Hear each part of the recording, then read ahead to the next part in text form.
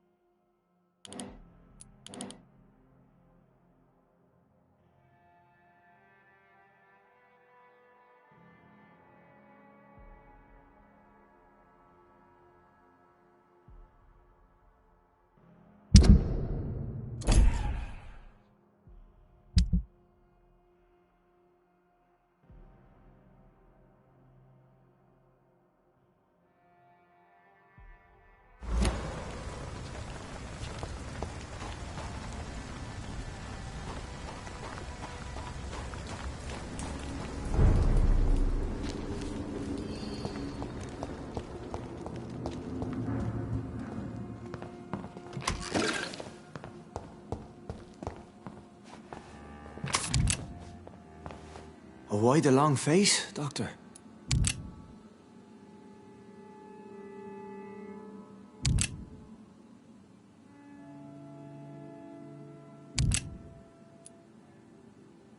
It looks like we both have changed a lot.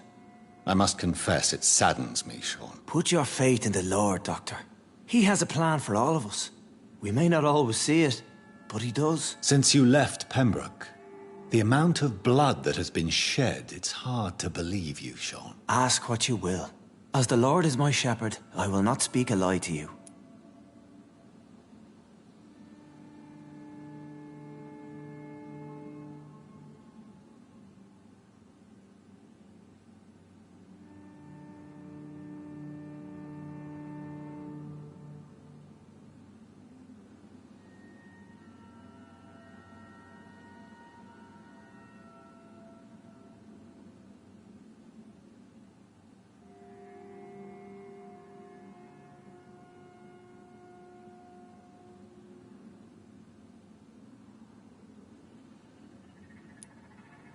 Why return here? This is my home. These people are my flock. You will always find me where I am needed.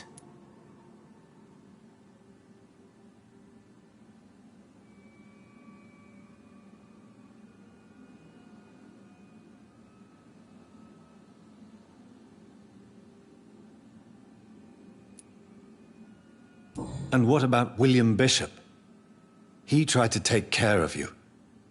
But this hunger, this thirst, cannot be restrained. Alas, poor William. He had a good soul, but was weak in spirit. He could not shake the thirst for booze, never mind blood. But have faith. My will is far stronger than his. Wonders never cease. Scal managing an asylum. And what of you? A vampire doctor?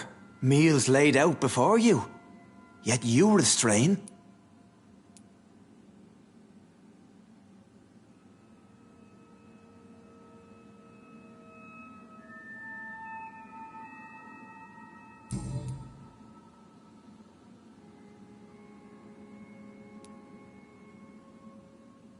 Why did you kill Miss Jones at the Pembroke Hospital? Killed old Harriet? You must be mad, Doctor. Why would I do such a thing?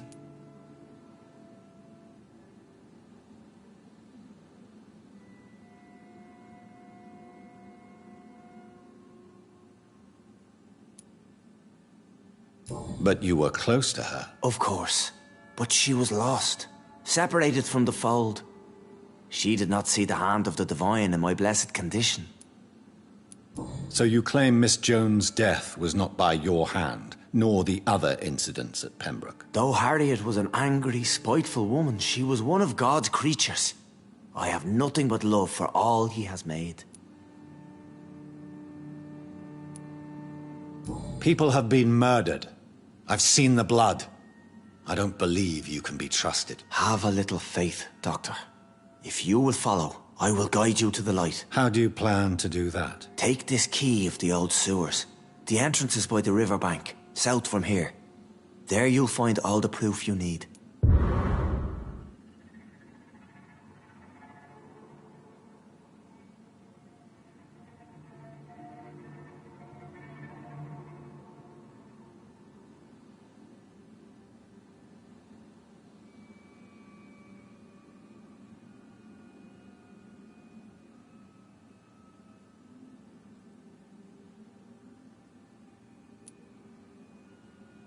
I will not look kindly on you if you're trying to trick me. I'll be here when you return.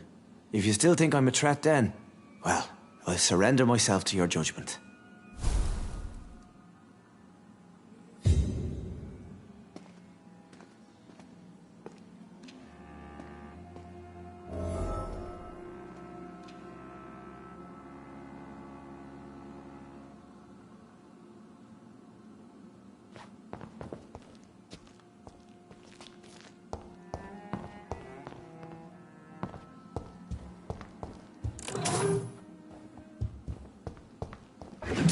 We shall have a good chat later, Dr. Reed.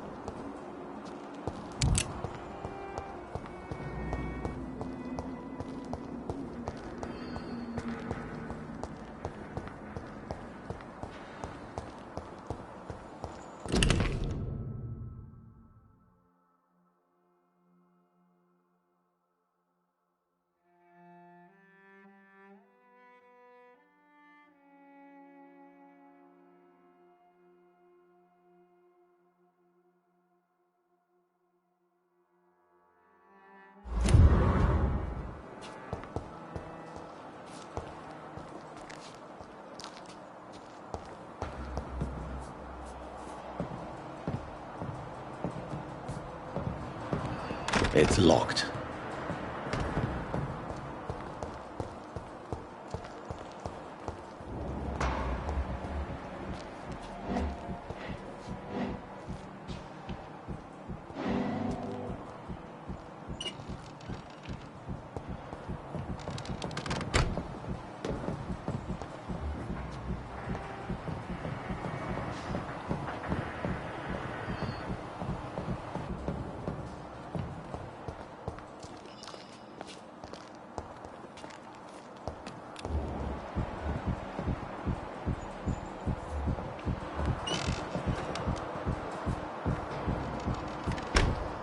I cannot enter. This hour of night? Leave me alone, damn it! Where have you been? Answer me! Spare me the Good Samaritan act. Piss off! Mother's looking at you from heaven, Giselle. Have you no one else to care for? Leave me be.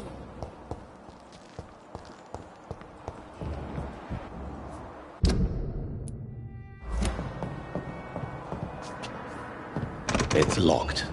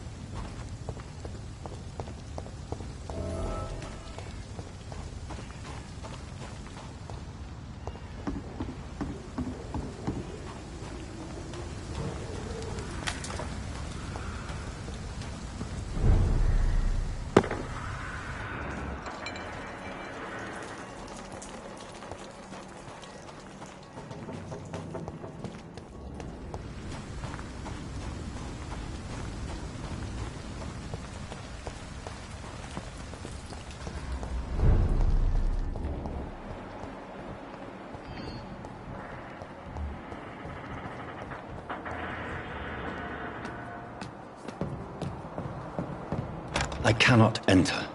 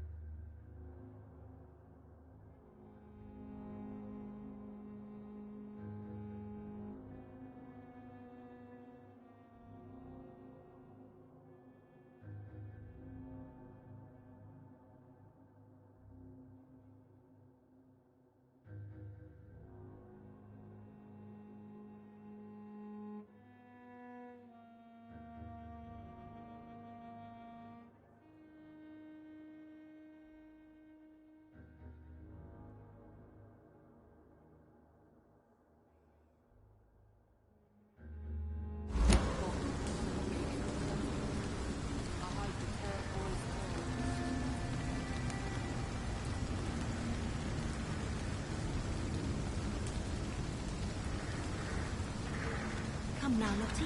There is still much work to do.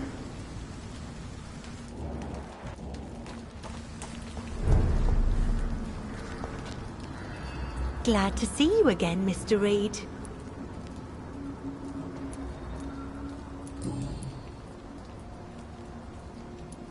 Lottie, tell me about the Wet Boot Boys. I know they've threatened you. Edwina Cox wanted me to provide her with information about Mr. Hampton's resources. I refused. Is that not dangerous? Fuck them and their lies. They claim they protect the interests of the neighborhood, but they are just greedy parasites like all the rest.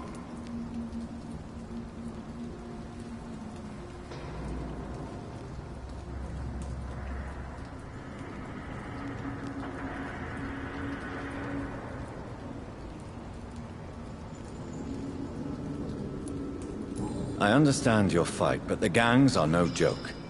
Are you sure you're safe? I can defend myself. My only concern is about Giselle. I'm not sure my sister is able to fight anymore.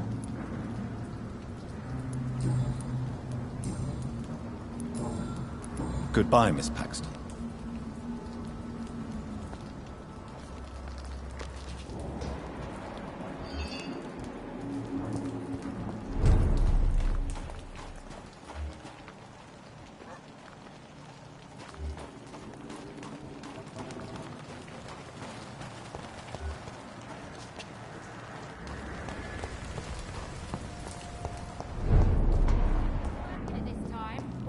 Slurping soup before bed. This Seymour worries me. You again? What do you want?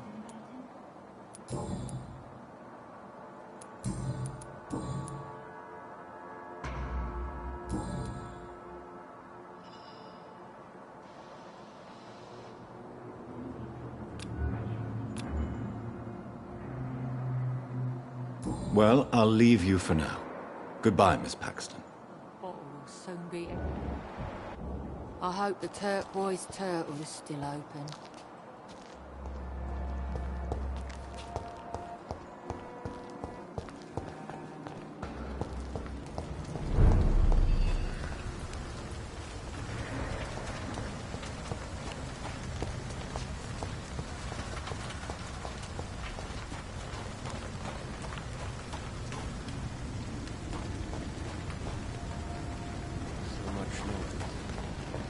It's locked.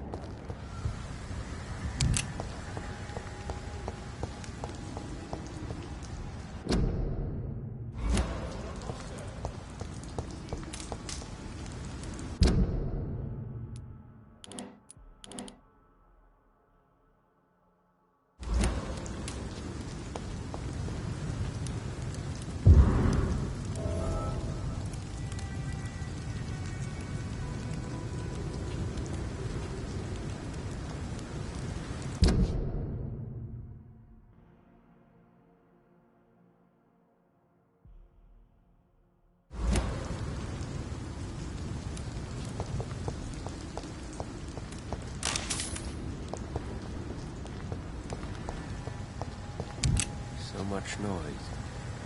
A vampire kills in utter silence. Good evening, Mr. Throgmorton. Dr. Reed, can I be of any assistance? Have you noticed anything suspicious lately?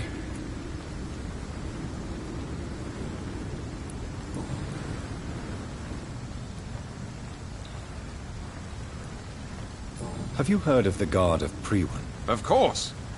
They're dedicated hunters. A little militant for my taste, but they do let anyone join.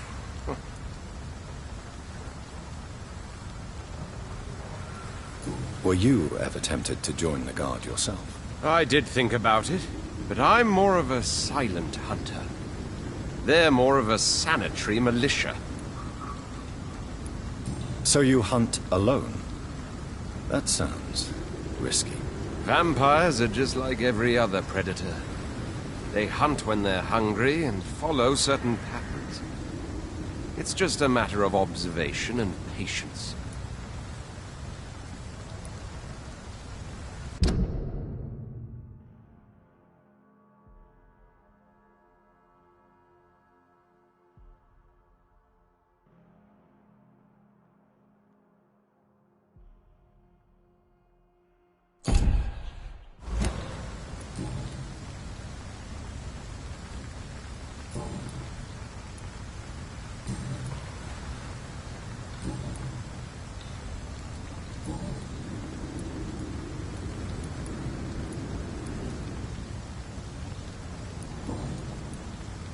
I'm afraid your posters were destroyed. It cost me good money to print those posters.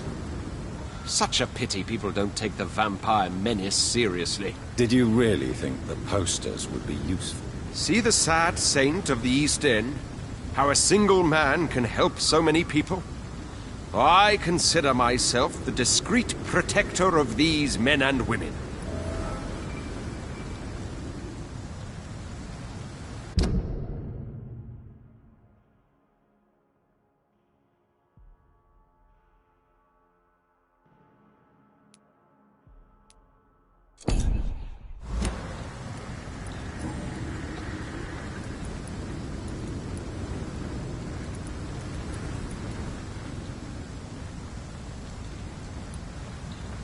You've never faced, let alone killed, a vampire, Ichabod. You're a fraud. No, I'm not.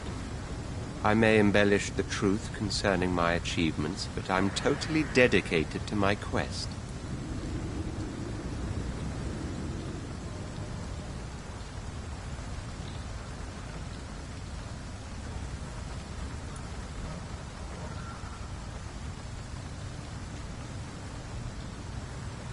You have courage, Mr. Throgmorton.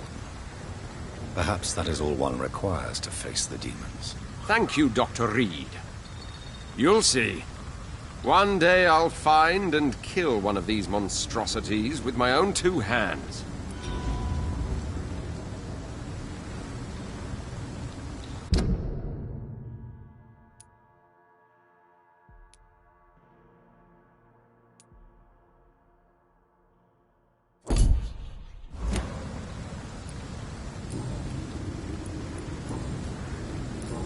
Goodbye.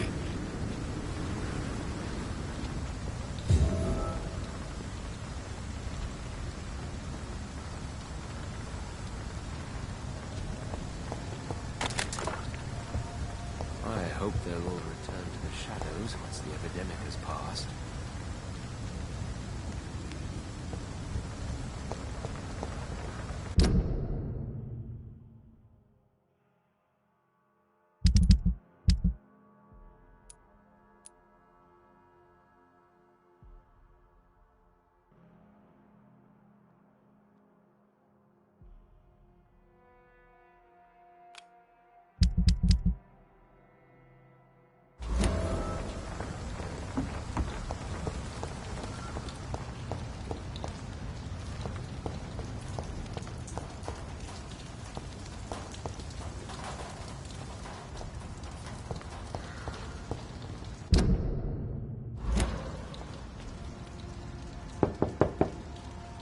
Good evening, miss. I'm Dr. Jonathan Reed. May I come in? I already took my medication, Doctor. But thank you. I'm sorry. Your medication? Have we met before? Don't tease me like that, Jack. Sorry, what? I think I should come in, miss. I'd like to check if everything is okay, what with the epidemic spreading across London. An epidemic, you say? How terrible. I had no idea.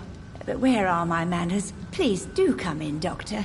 You are a doctor, yes?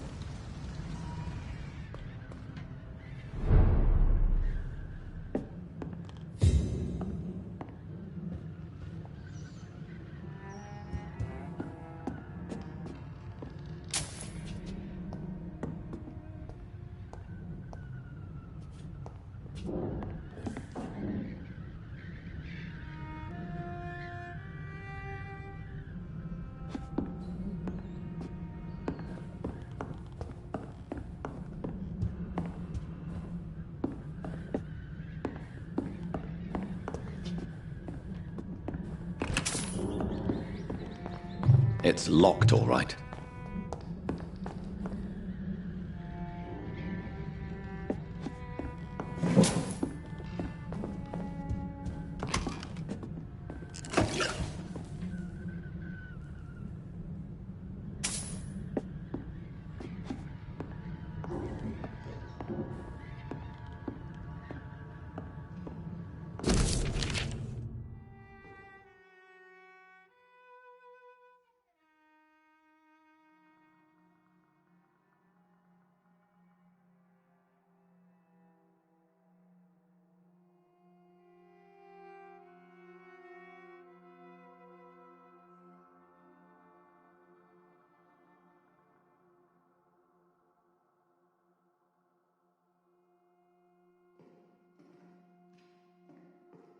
Are you certain you're not lost, sir? You seem quite a stranger to these parts.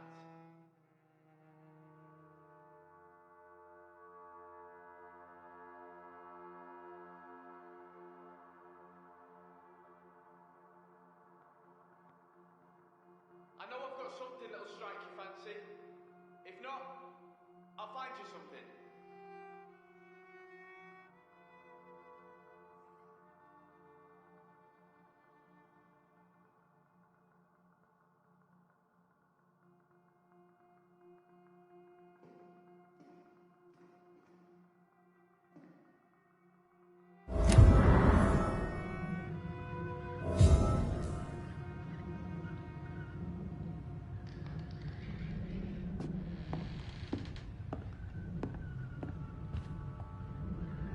So, Dr. Tippett, what brings you back here? I heard whispers you had a job at that fancy hospital. I told you my name is Jonathan Reed. Don't you remember? Of course I do. I remember my name too. Gillingham. But you may call me Enid, Doctor. I'm very happy to see you again.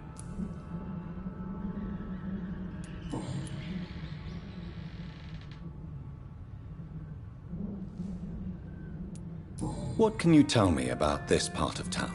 Oh no, I don't gossip. That would be most unbecoming of a lady such as myself. Is anyone taking care of you, Miss Gillingham? My son is always here to take care of me. He's a good boy like that, but I do worry that he needs to start living his own life. I would never say that to him, of course. Who are the more influential figures on the docks? Well, I heard about some terrible illness going around. I would say in that case that it's you, Dr. Tippett.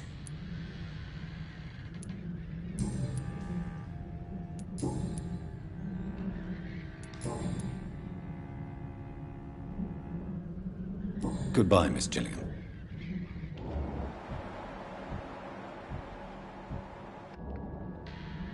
So, Dr. Tippett.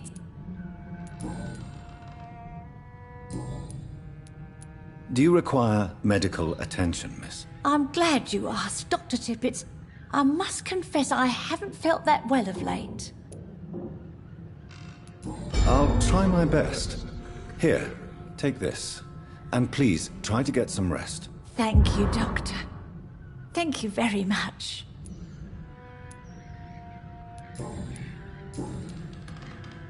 Goodbye, Miss Gillingham.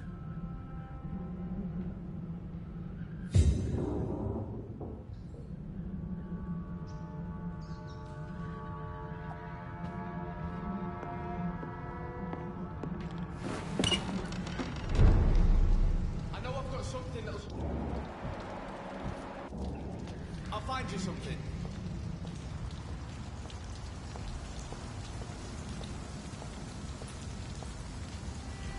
Good evening. I'm Dr. Reed. Do you need any help? Rest assured, I will help you, sir. Martin Nightingale, at your service. Please, take a look at my wares. Your merchandise. I don't really see anything worth having. No offense. None taken, sir. But please, I need to eat. Perhaps if you keep looking, you'd see something that takes your fancy.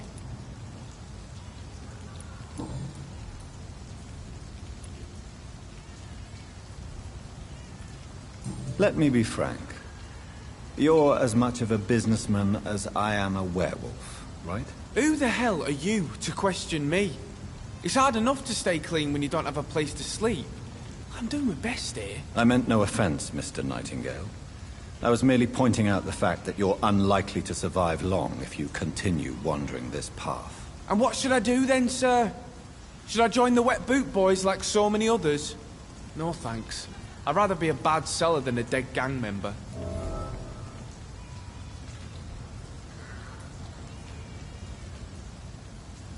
What can you tell me about the neighborhood? Have you got any friends around these parts? Not really. Miss Gillingham smiles and says kind words, but I know she's lost her marbles, especially since her son died.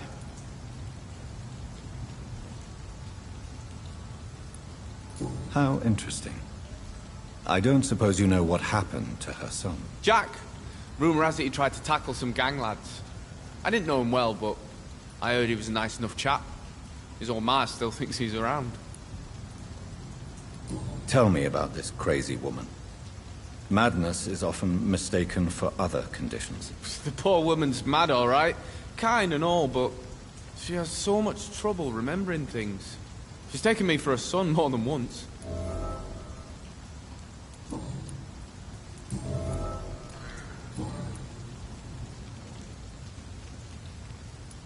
Why not try seeking help instead of peddling your wares? I'm sure there are people around here that would gladly help. There's always the night asylum. I heard it's run by a very nice man, but I'm no beggar. Not yet, at least. There is no shame in asking for help, my boy. Sometimes it can even be the best course of action. I don't feel okay with that. I'm gonna make a name for myself, and I'll do it by myself.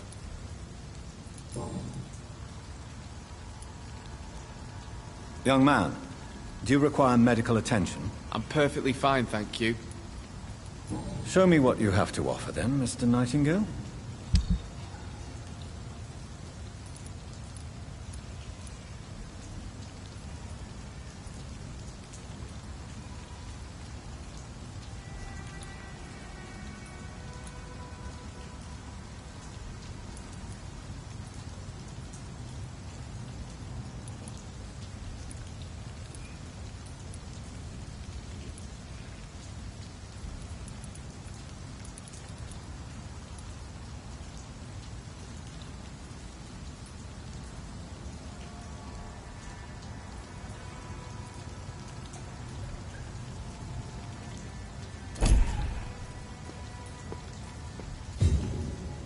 Good evening, young man. Show me what you have to offer then, Mr. Knight.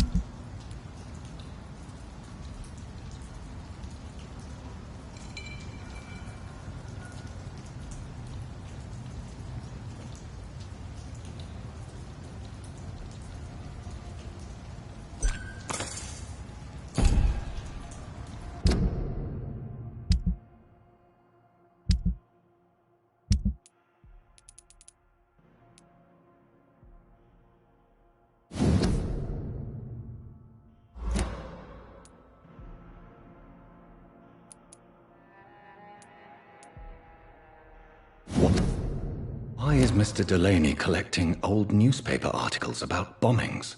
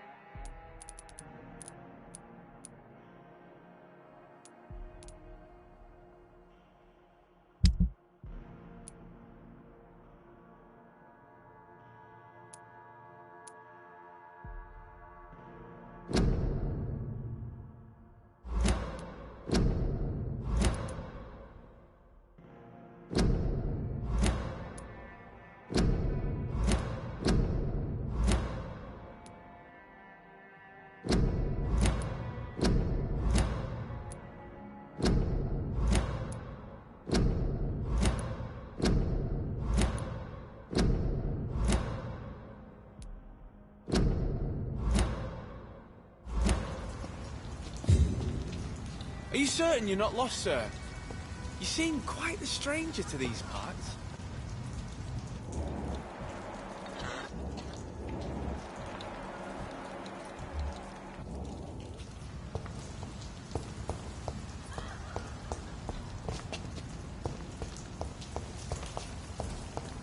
I know I've got something that'll strike your fancy. If not, I'll find you something.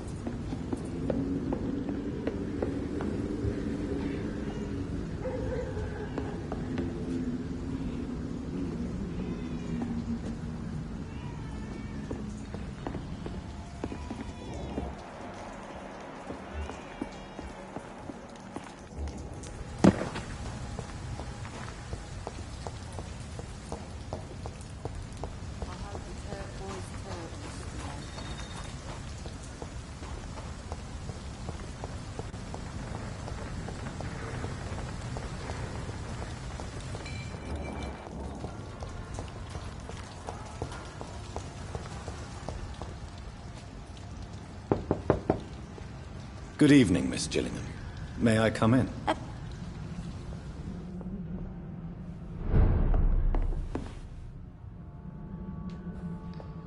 So, Dr. Tippets.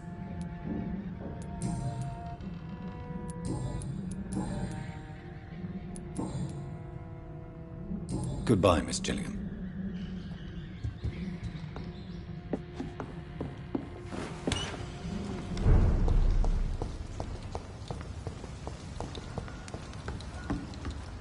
Please, sir.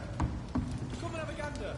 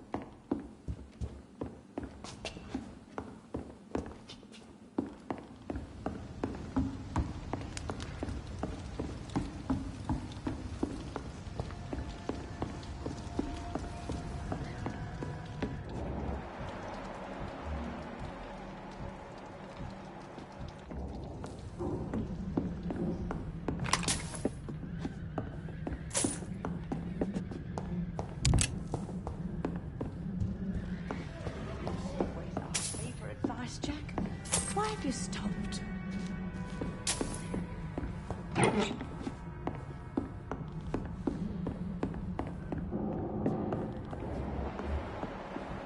Is there anyone here?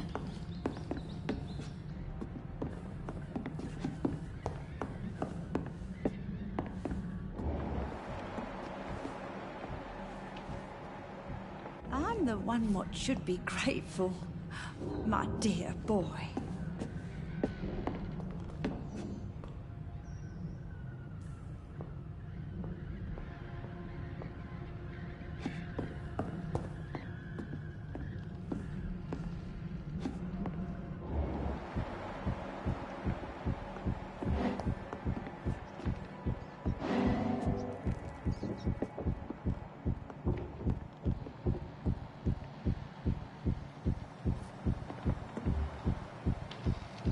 It's been a... I'm sorry to say, but you haven't yet paid me for the clock I brought you last time. The clock? Oh, yes. I found a broken clock in the living room and I couldn't remember where it came from. You broke it? Ah, that is unfortunate. It was such a beautiful piece of work. Really? Oh, I'm so clumsy these days. I'm so sorry. How much was it?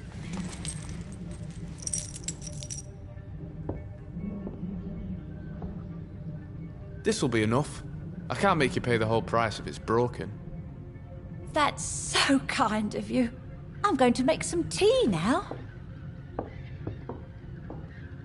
It will be enough until the next time you forget it, you old bat.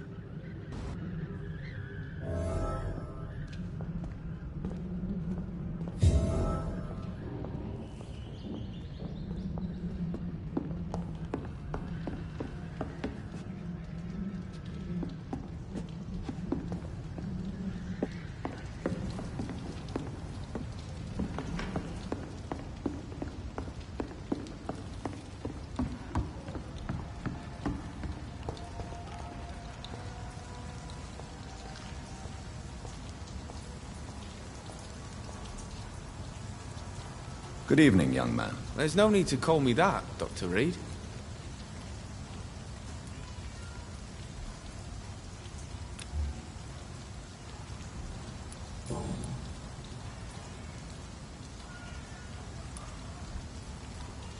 It's time to confess, Martin. You've exploited Miss Gillingham's weakness to your own advantage, have you not? All I've done is smile at her and be kind to her. I've done no other harm than giving her what she needed. This is no crime.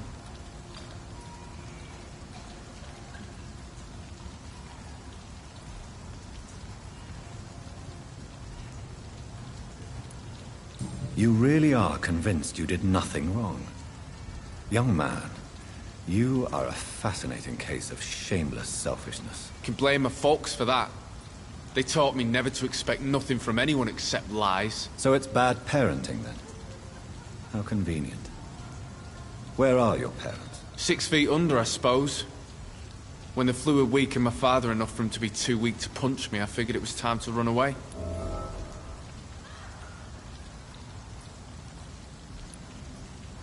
Is that why you let them die of the flu? Because your father was beating you? When the epidemic started, last summer, I begged them to leave town. Neighbors were dying, houses were looted, but they chose to stay. Do you have any regrets about what happened? I haven't got regrets, but sometimes I'd like to make sure they're gone. Dead for good. Like, it helps me sleep.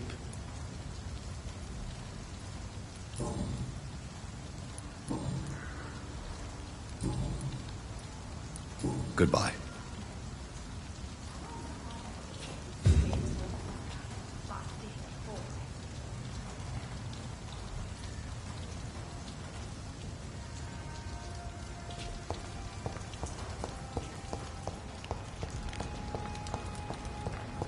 Vampire kills in utter silence.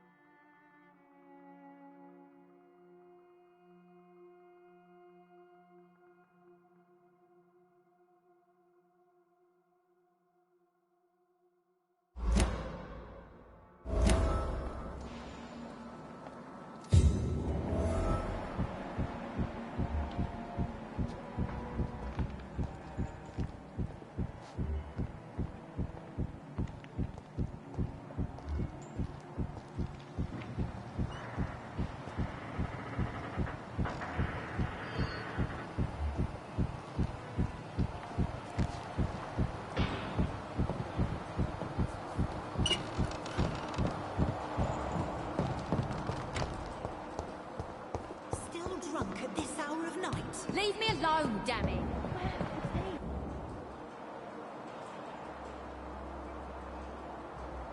For Christ's sake, get a grip. Look at yourself. It's quite hard to do without a mirror. Can I borrow yours? Oh, wait. We don't have a house. Yes, we're poor, but there is work to do. Honest money waiting to be earned. I had honest work before I was fired by those fascist pigs, remember? So let me drink in peace. You were fired for the bottle, not for your political opinions. When will you realise that? Maybe I do drink too much. And maybe it did cost me my job. But the struggle is real, and don't you dare undermine it.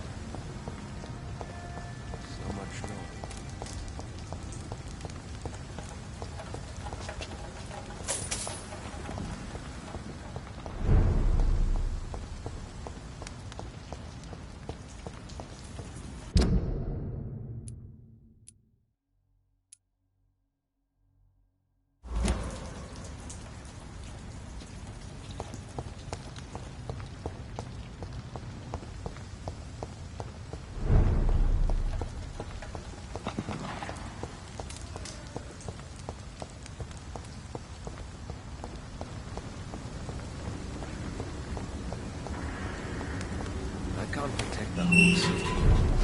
It's hard enough to cover the dock spots.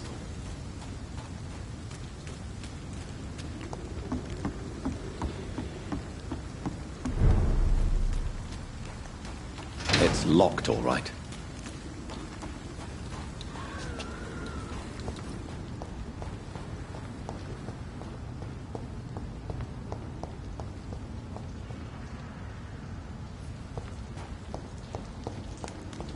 I cannot enter. This one's mine!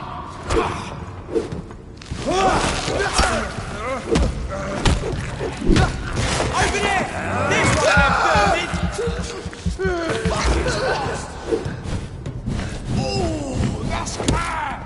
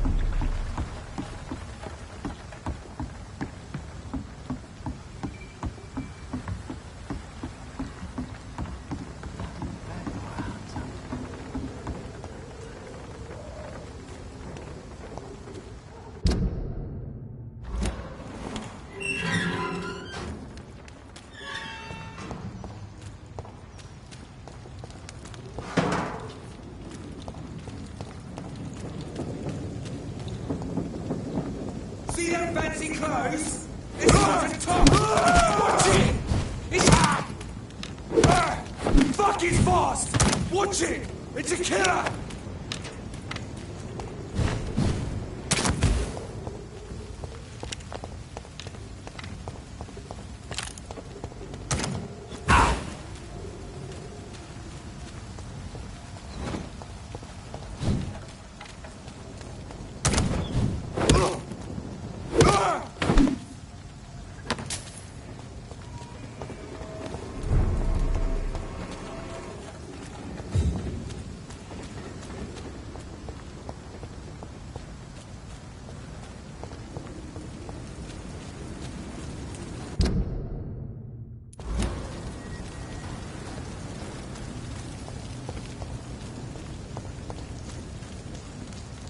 Leech spotted!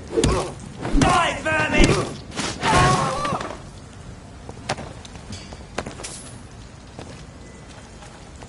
It's Leech! Kill it!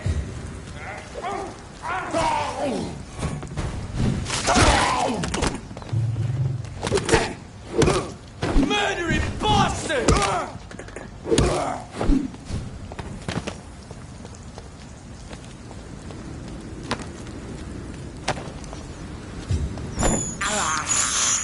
I have this thirst for blood.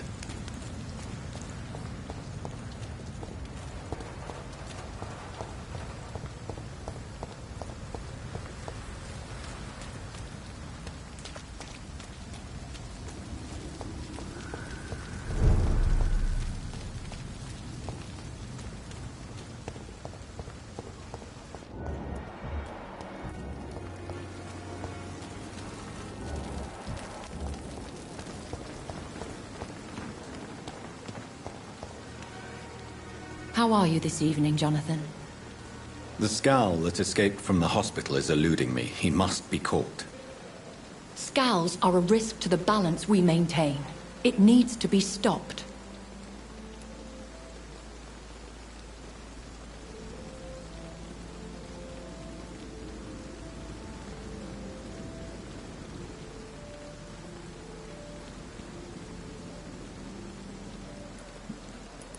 You certainly hate skulls. No, not hate. I pity them. Damaged and broken for eternity. Can you imagine, Jonathan? Can you imagine what they must be suffering? Do you think they can be trusted? They are weaker than us in every sense. From their abilities to being able to control their hunger. There is a savagery in them.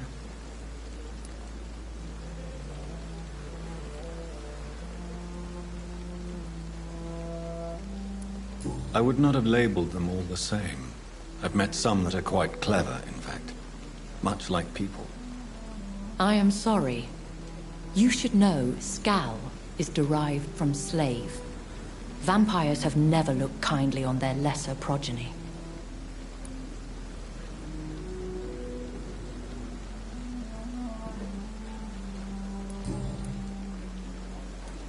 The head of the Guard of Priwen stopped by to see Dr. Swansea.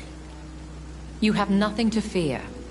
The Guard would not risk openly challenging the Brotherhood. Even they are not that foolish.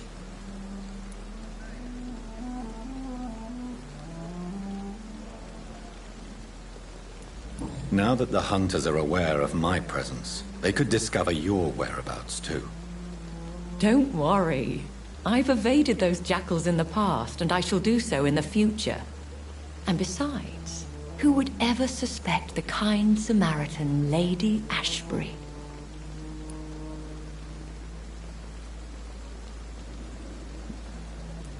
I noticed there was no love lost between the Brotherhood and the Guard. They share the same fascination in our species, but they diverge from any commonality in thought. Talk to Dr. Swansea if you wish to know more.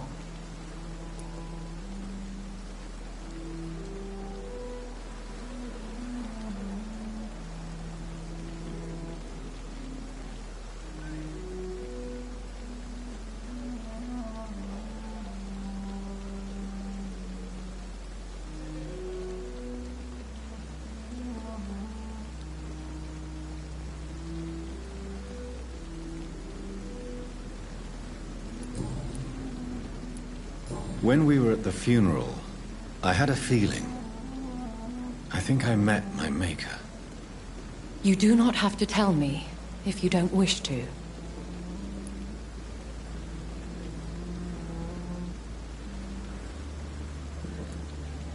There is almost nothing to say. He appeared in a gush of blood, prattled off some riddles, and vanished without even telling me his name. Be on guard, Jonathan. Whoever your maker is, he's obviously as powerful as he is elusive. Should I not? In most circumstances, a vampire would not discuss his maker. There is a strong bond that exists between a maker and their progeny. Goodbye for now, my lady.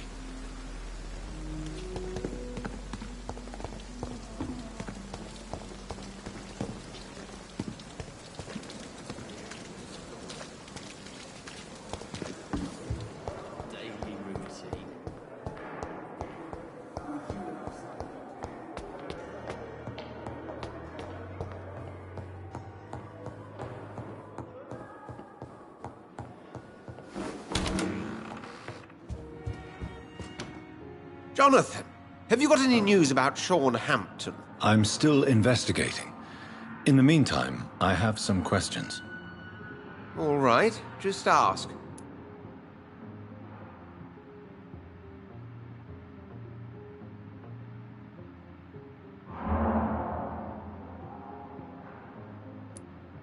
What is the antagonism between your Brotherhood of St. Paul Stole and the Guard of Priwen?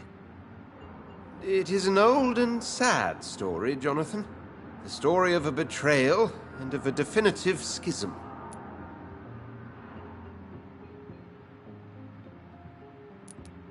Who betrayed who?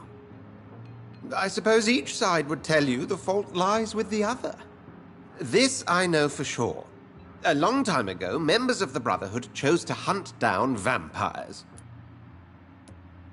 How many are you in the Brotherhood? You mean today? Not many. A dozen, perhaps even less since the war.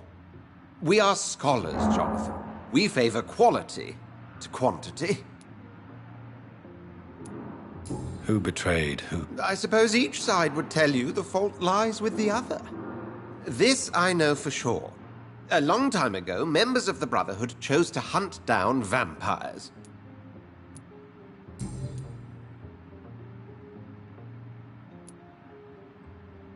Tell me, Edgar, have you ever heard about a vampire made of blood?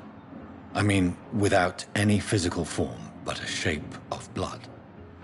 What are you talking about? Have you seen such a phenomenon yourself? No. I was just daydreaming. Since blood seems to be the key of our existence, I imagined what could be the ultimate state of a vampire. I see. Well, Too bad you didn't see such a creature. It could have been a fascinating subject of observation. Tell me, Edgar, how did you meet Lady Ashbury? I met her 9 years ago. I was working in Scotland at the time in a sanatorium the good lady visited from time to time. She subsequently offered me a position here, at the Pembroke Hospital.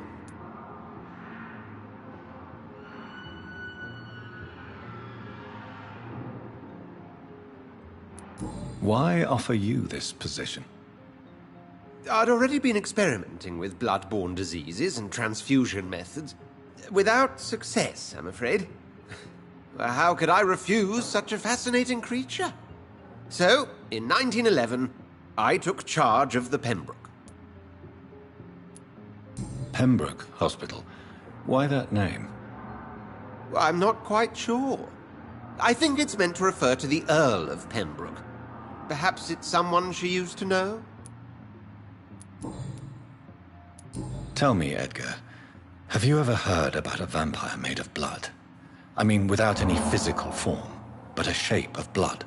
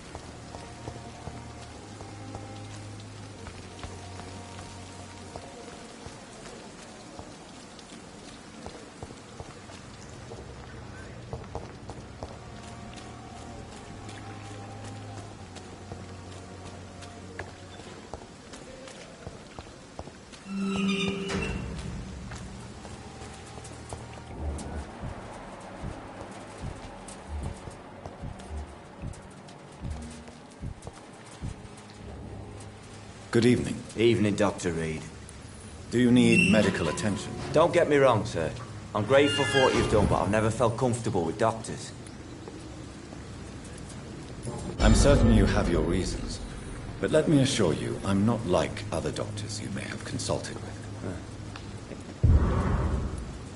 Goodbye, Mr. Thatcher.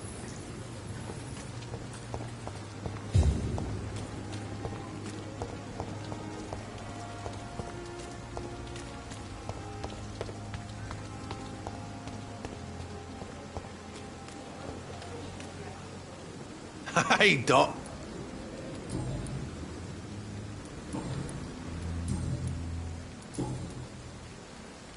I'll leave you.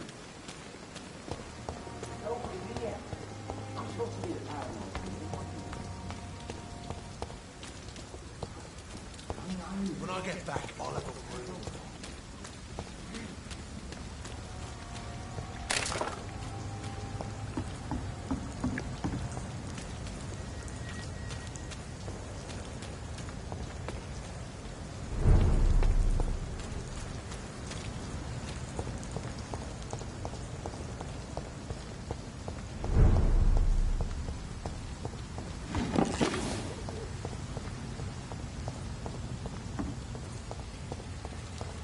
It's locked, all right.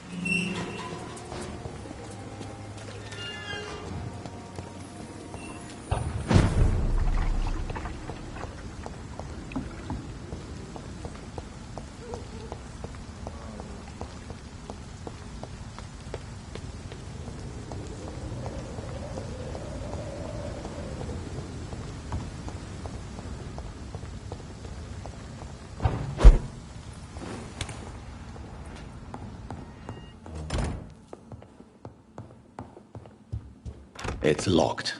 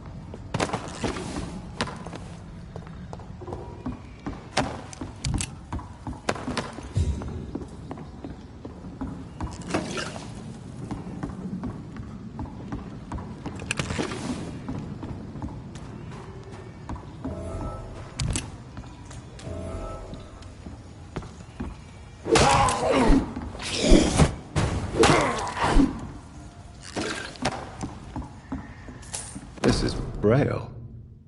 I need someone who can read this.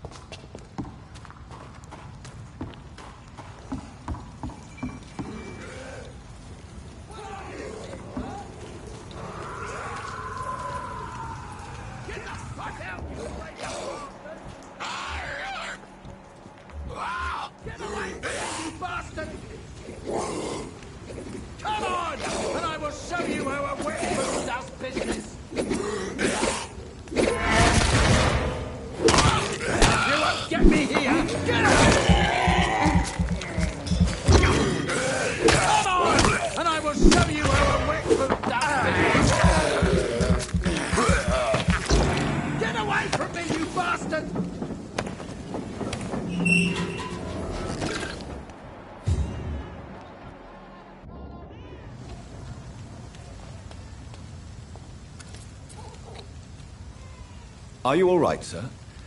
What are you doing in a place like this? I'm not sure that's any of your business. I hope you realize that staying here will put your life at great risk. Pah! I'm not afraid of these guards of Priwen, or whatever these thugs call themselves. I can still kick some respect into those youngsters. I wasn't specifically referring to them, but are you really after these men? Why? They took my boy! I've had no news since he joined that crazy gang. So I decided to come and find him myself, to get some answers. I see. But as I said, your life is at risk if you stay here. And I'm not referring to the gangs either.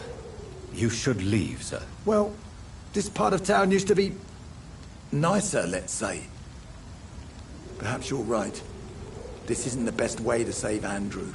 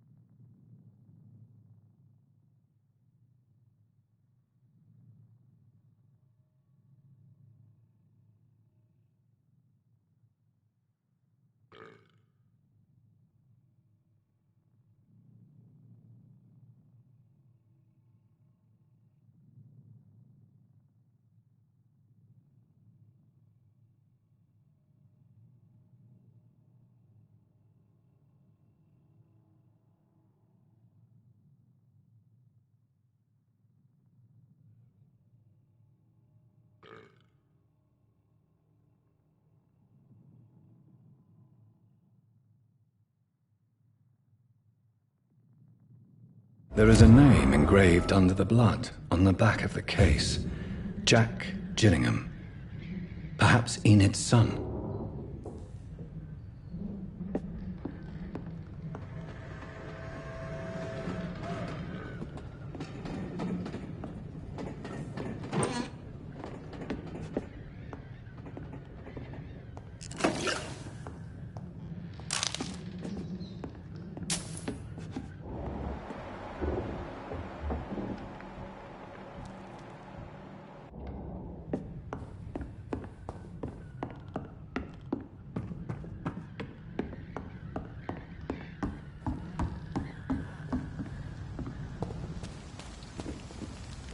Are you sure you'll be able to reach the docks alone? Young man, I am...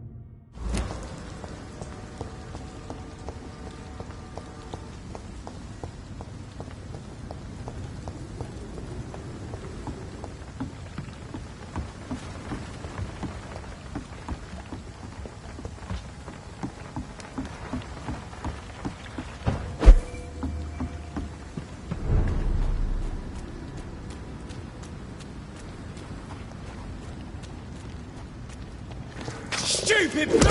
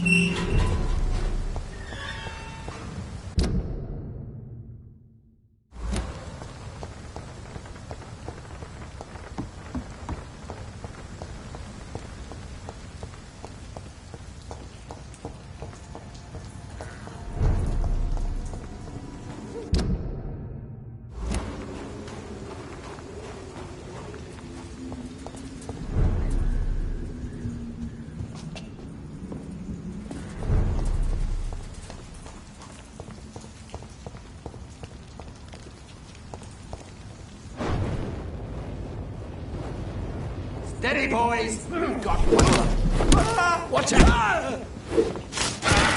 We cannot be defeated! Die, man!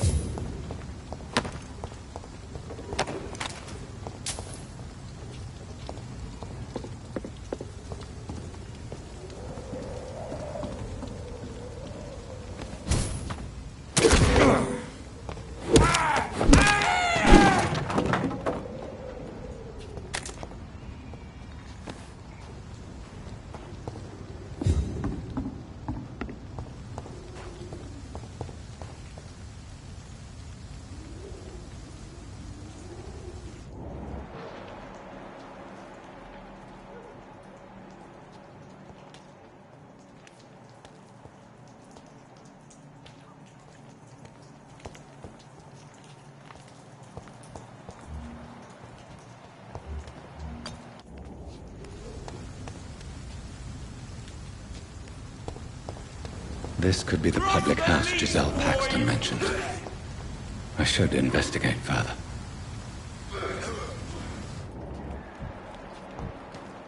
The court for me to each man his duty. Ours is to flush every hole without a rat could be hiding in light. Just saying, we don't have to start with the darkest holes first. This door is solid. Means someone...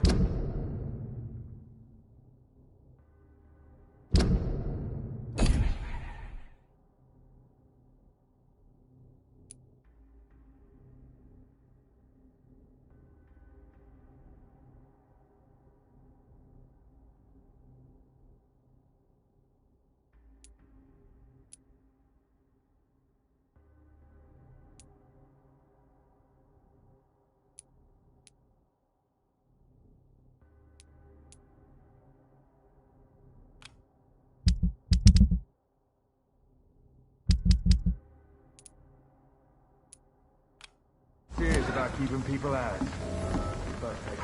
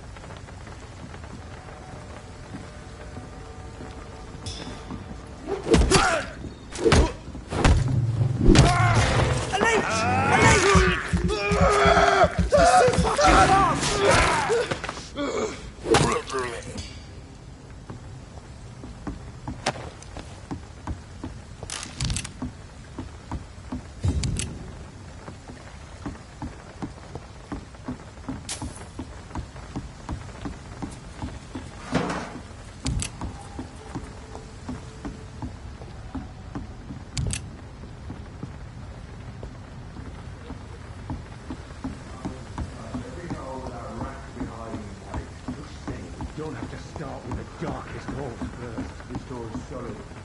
Need something to...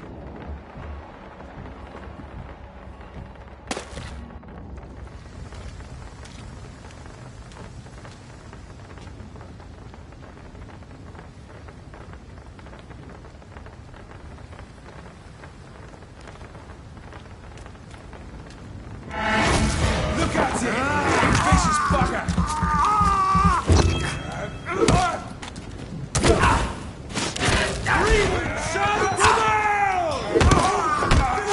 Piece of shit!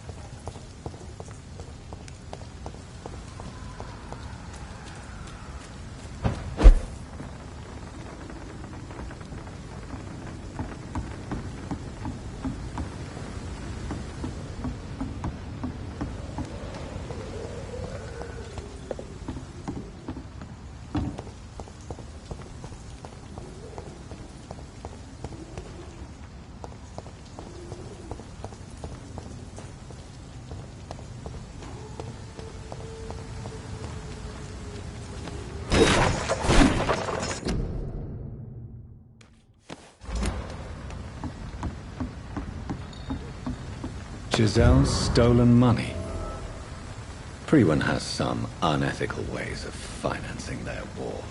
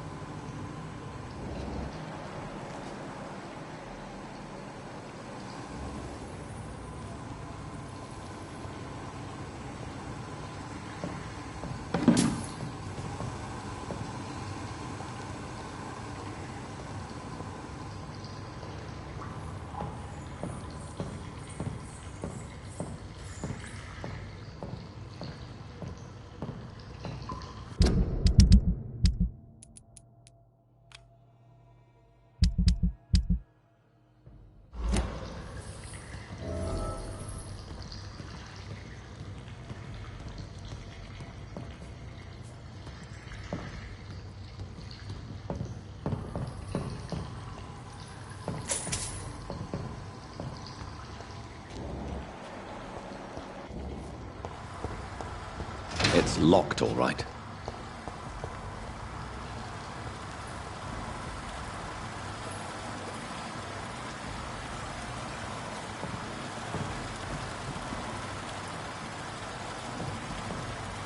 That doesn't work.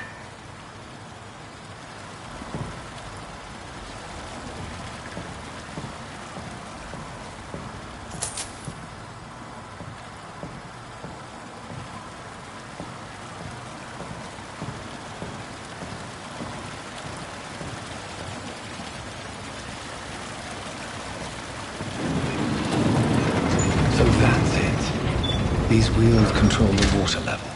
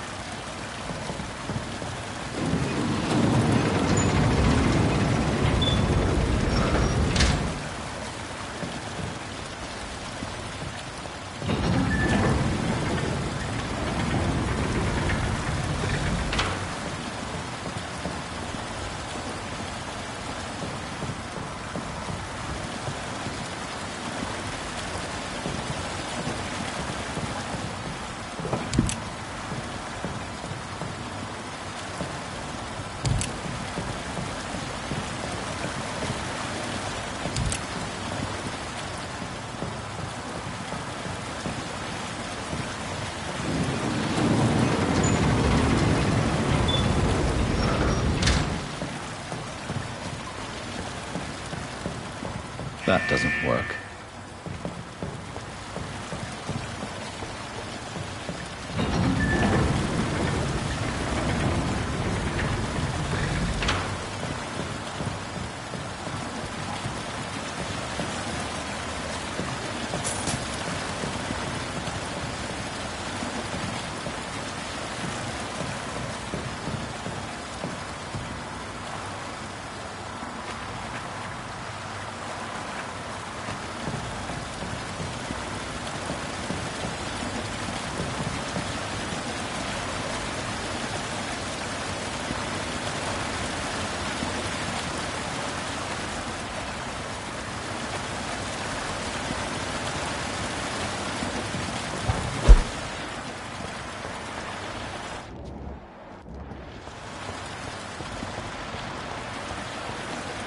Gate should shut properly now.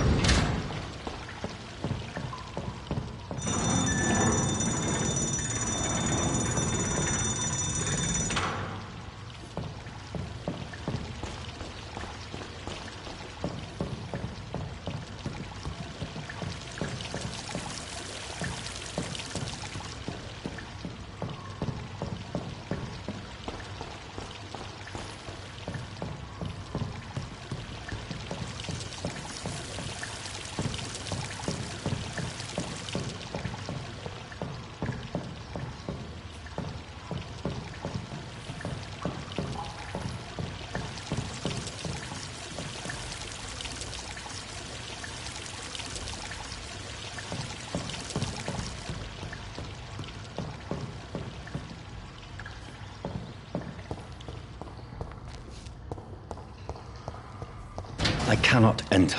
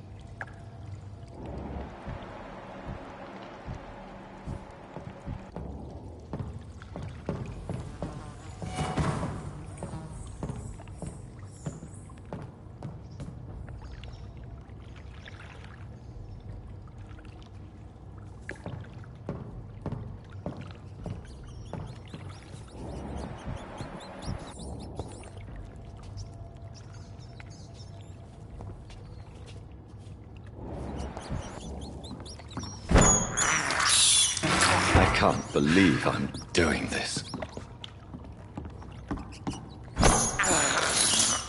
This is despicable. I can't believe I'm doing this.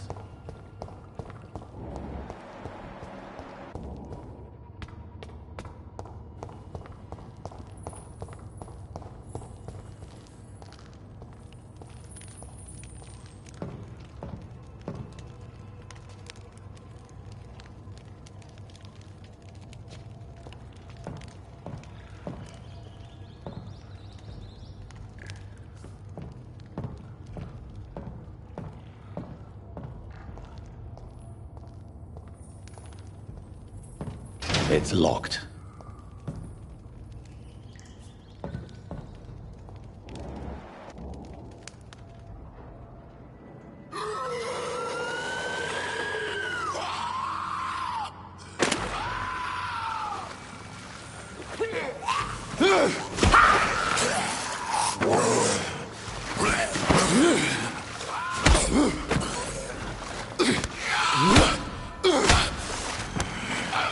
These maggots have escaped the wrath of Ascalon for too long.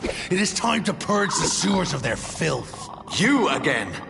The one they call the sewer dog. Hold your tongue, newborn, or I'll crush you like a maggot. You've let the beast consume you. Finally! A touch of lucidity. So learn to respect the laws of Ascalon!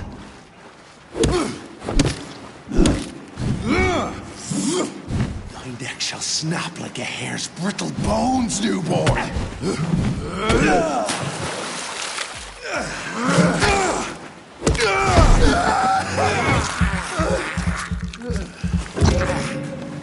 Once you're vanished, I'll slaughter these scalds while singing your name!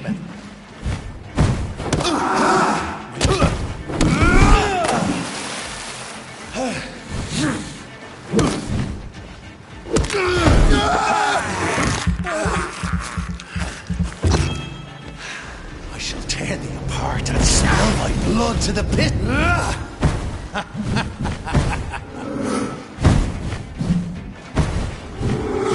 Dare challenge the dictates of Ascalon?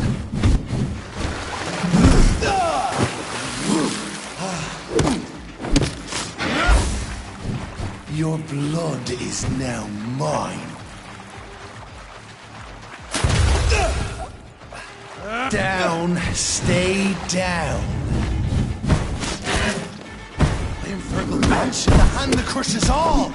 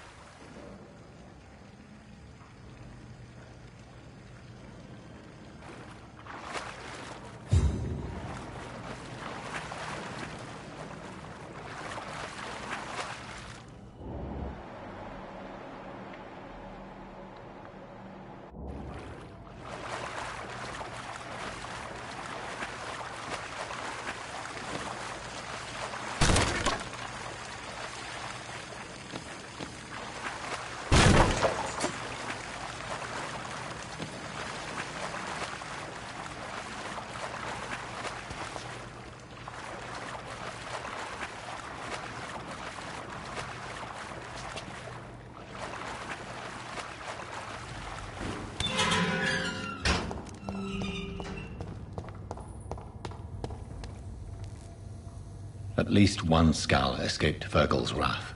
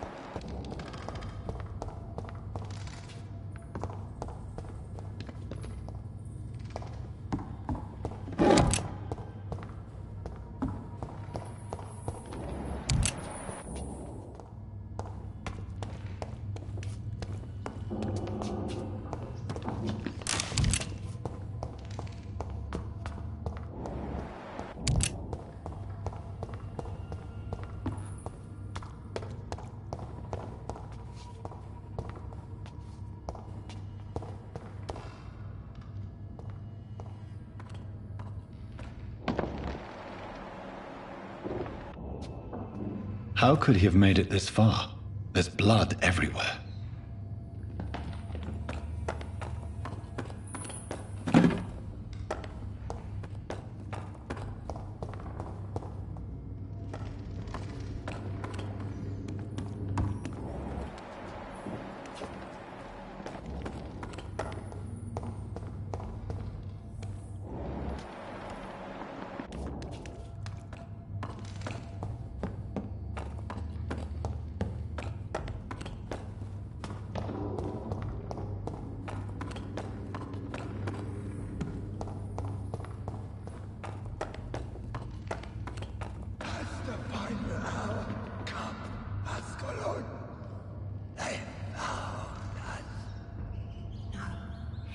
safe we are, still. Drink now. Bless you, Bridget. This isn't the blood of a vampire, but it will quench your thirst.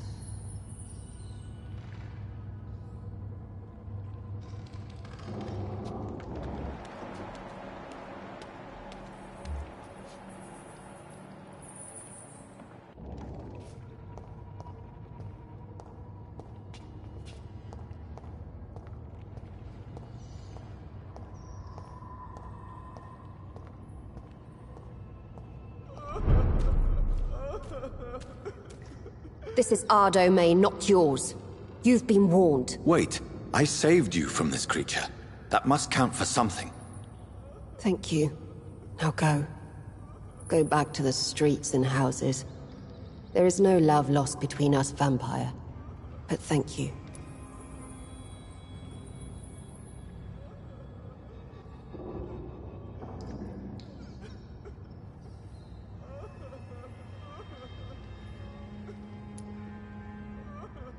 Please, who are you? I sense your sadness. If you must know, they call me Old Bridget. And this shelter is where we live. I'm Jonathan Reed. I'm a newborn Egon. I'm afraid I'm not sure what's going on. I shall not bend a knee, young Ekon, but I sense your pain. Ask, and I will afford you my attention.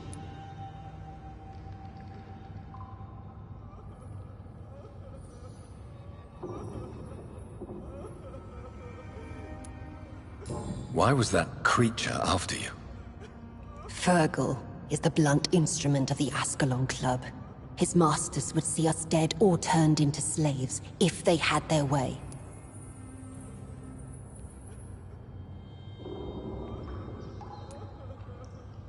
What of this Ascalon Club? Vampire Society's elite in the Empire. They make the rules and enforce their judgment upon us whom they see as lessers. What the hell was that thing? He wasn't an Ekon or a Scow. They are known as Volkod, an ancient offshoot of immortals. Blood drives them, enrages them. So was it you that Sean Hampton sent me to find? Perhaps. The sad saint was always kind to us. He must trust you if he revealed our location.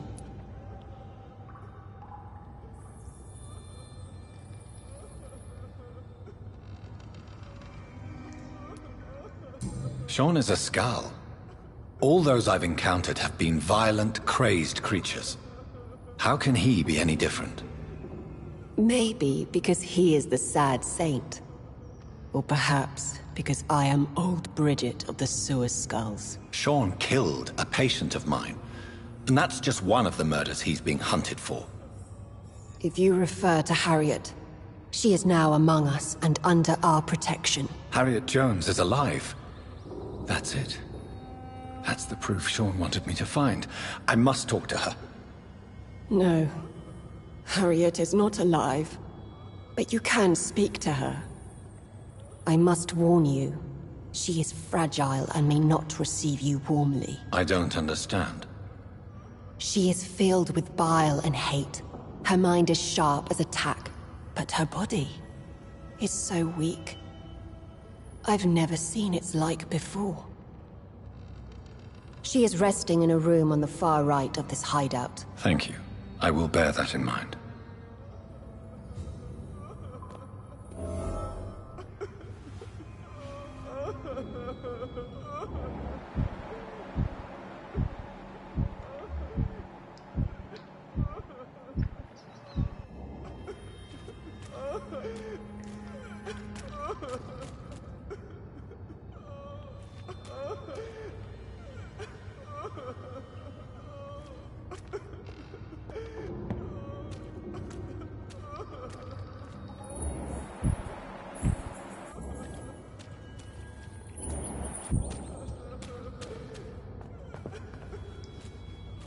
Old Bridget allowed me to wander above some years back.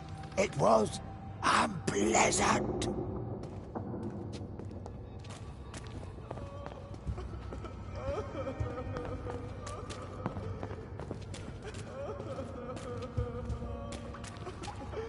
We're at your mercy.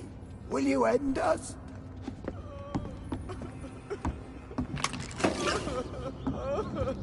Eternal gratitude for your protection, Master.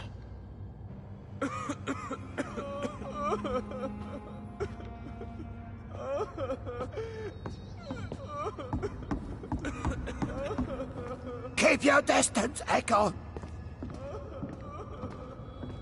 Old Bridget says you are one to trust.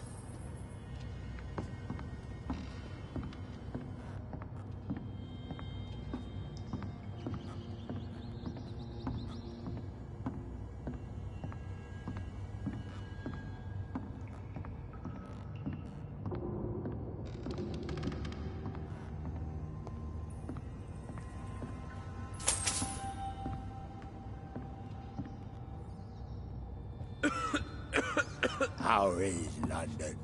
I've not seen beyond these walls in such a long time.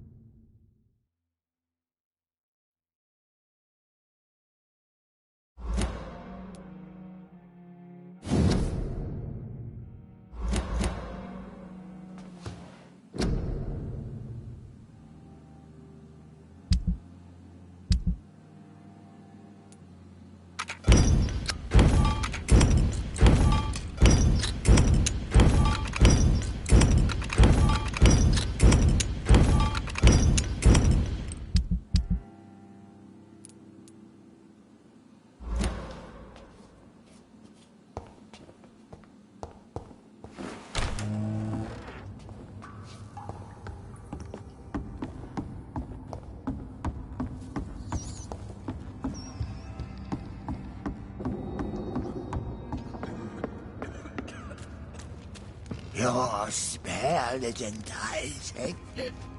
So sweet of blood. Eternal gratitude for your protection, Master.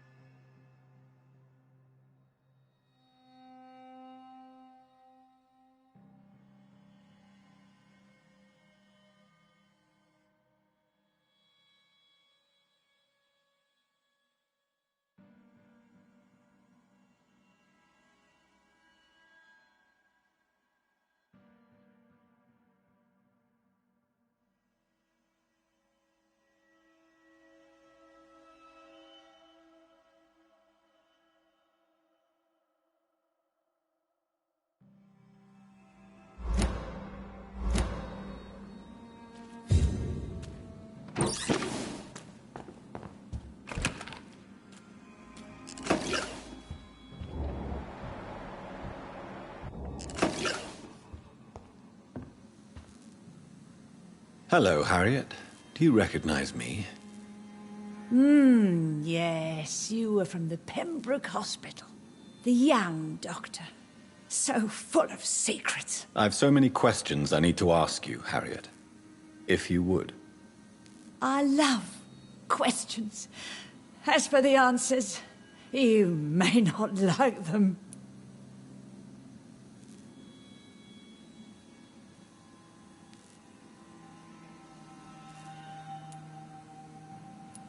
How do you feel? I can't see. I can't move. My body's burning. I feel as if I'm dying over and over again.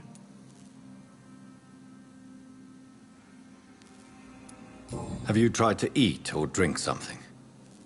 People here tried to feed me, but I'm just not hungry. I don't have the strength. Does the pain ever stop? It is not pain I feel. It's like I can't stop feeling every inch of my body. But at the same time, each muscle and bone is the wrong place.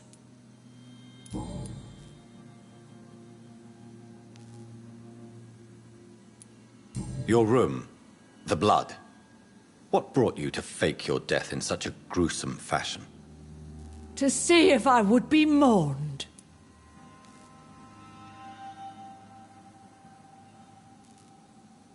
Why flee with Sean Hampton? Oh, it's always a pleasure to see a saint fall to sin. But the coward still won't kill. Do you take pleasure in causing so much pain and sorrow? Nobody gave a damn about me. Not a tear shed. Poor Harriet. Always the discarded. Why did you come here? And why not? This is where I live now. Oh, leave me be.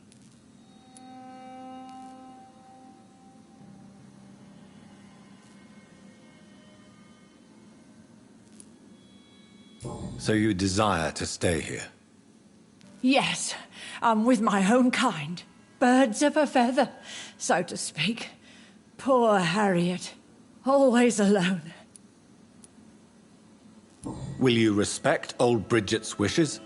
Will you obey her? Bridget is kind. She only needs to keep me fed and I'll be good.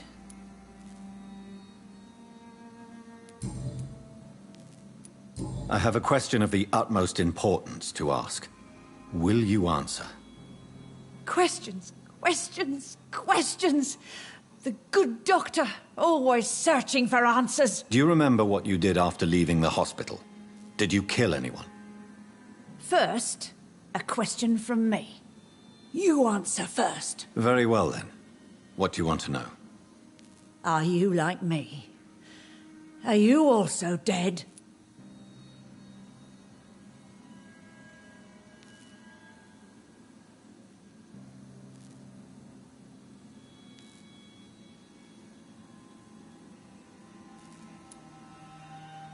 We are not dead, Harriet. Death no longer pertains to us. We are different. I like what I am. I truly do. I relish the pain that courses through me. I know you fled the hospital with Sean Hampton. Did you or Sean kill anyone in your flight? Anyone? Try and remember. I will not lie. I wanted blood, and I wanted revenge, and Sean pulled me from it, brought me here instead. But the shadows heard my prayers. The shadows killed that bastard.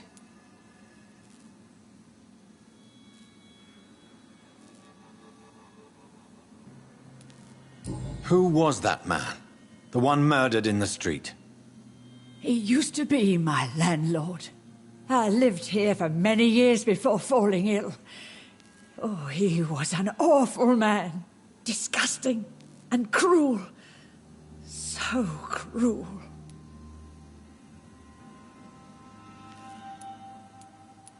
You sought vengeance by your own hand, and someone else obliged you. Very convenient.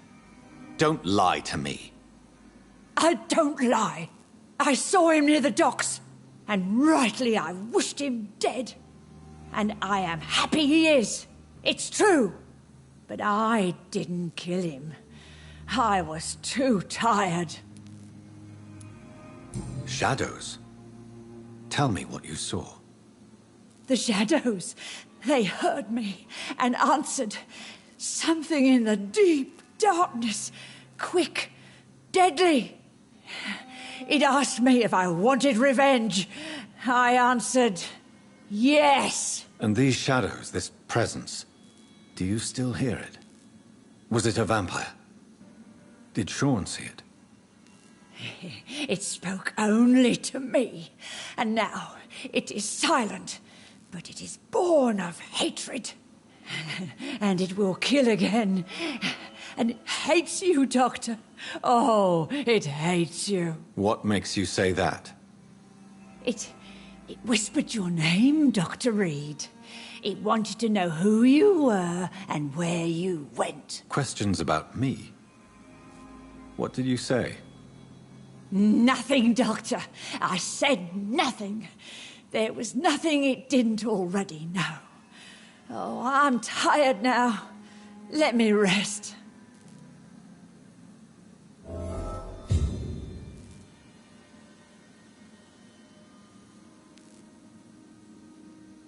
Let me rest now.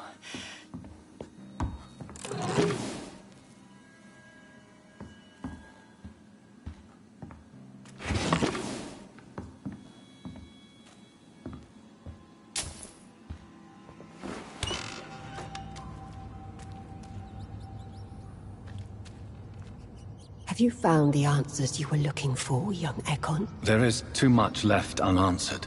So many questions. Get to know us, spend time with us, and I may be willing to answer more questions.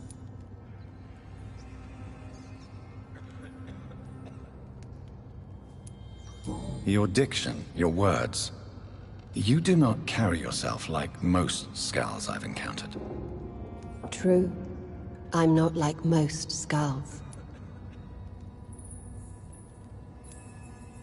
You were once someone else. What happened to you? It is as sad as it is long, young Ekon, but it will remain mine. Can I be of service to you? We ask but one thing. Reveal to no one our secrets. Do not betray us.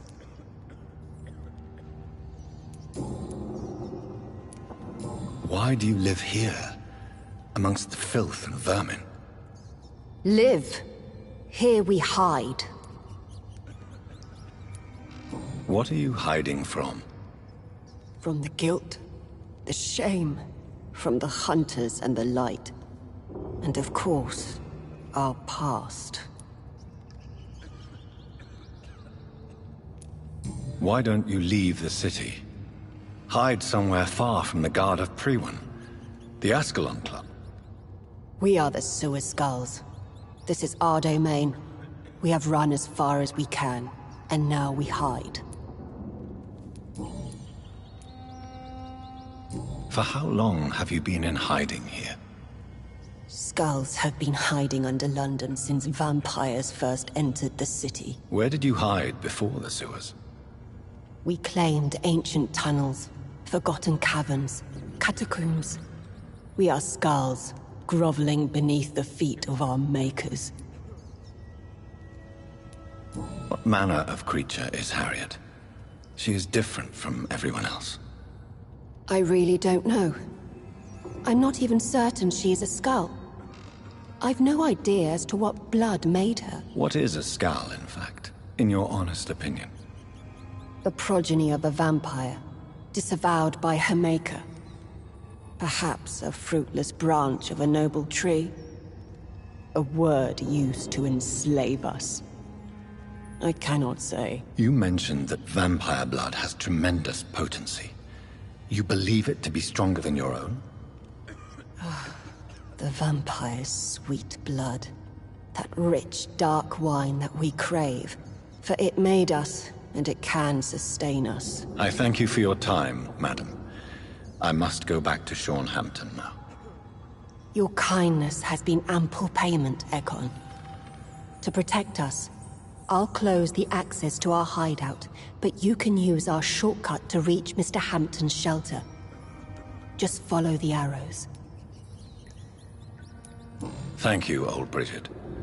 I hope we'll meet again.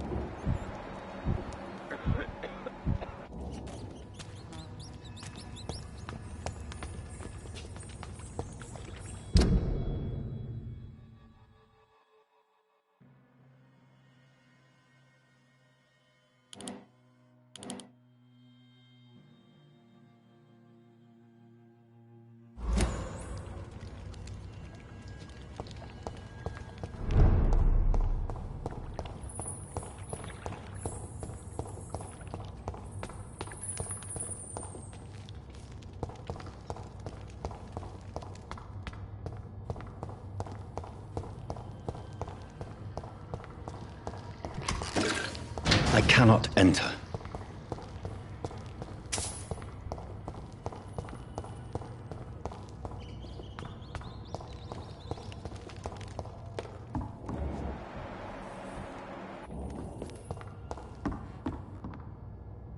Are you all right, sir? What are you doing here? I could ask you the same question. Don't you know this is a quarantine zone? I'm Dr. Jonathan Reed. I'm investigating the epidemic. You had better get to a safe place while you still can. Oh, really? Well, go investigate somewhere else, and leave me be. I beg your pardon? I said go. Leave me alone, sir.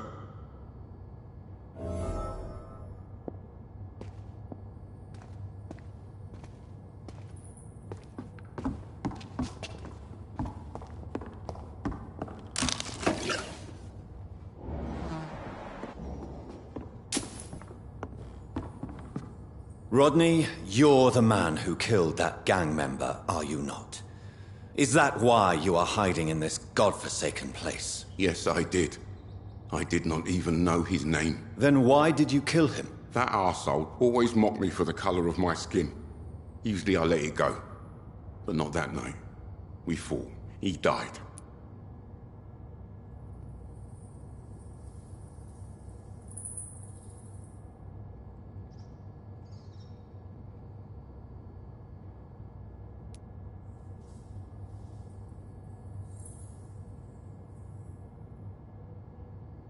Unfortunately, I have met several murderers during my lifetime. You don't look like them. I can tell you're no cold-blooded killer. You're right, sir. At first it was just a simple argument between us. But the man had a bad fall. Believe me, Rodney, you won't survive here long.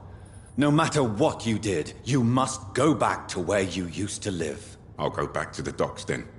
But if I die, remember that the blood of Rodney Grader will be on your hands.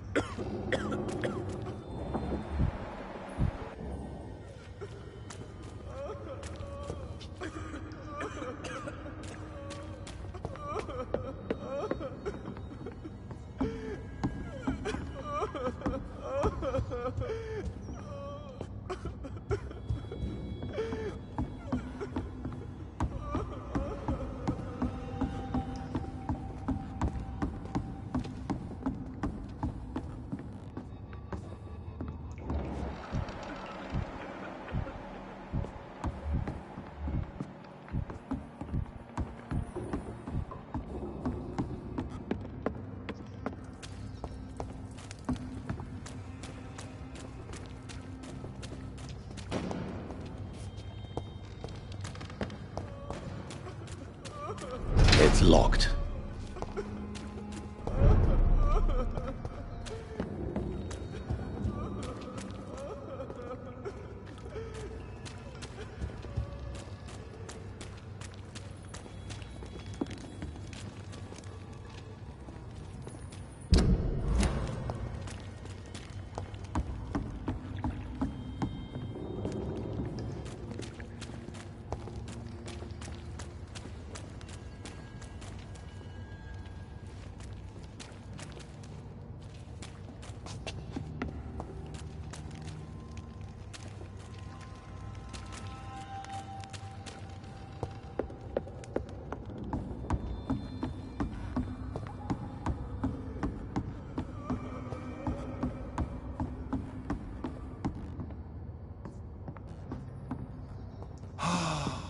Ascalon has stalked us for ages upon ages.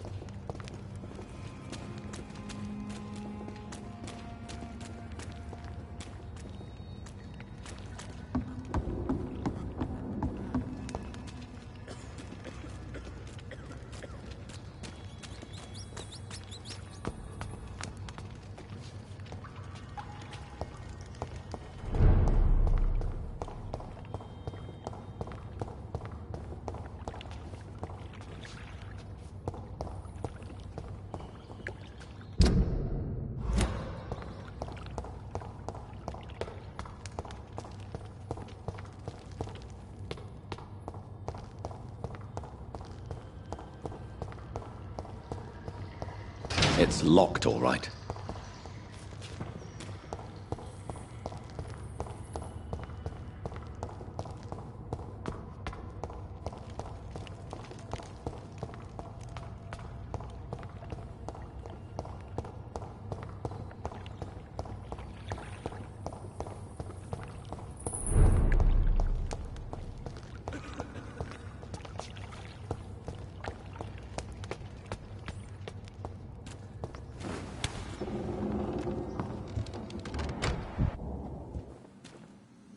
No more words. Please.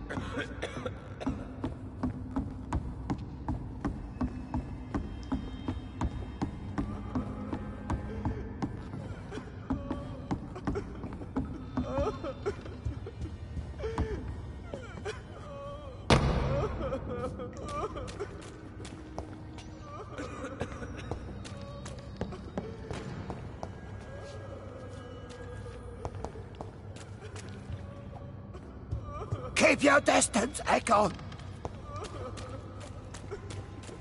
I cannot enter.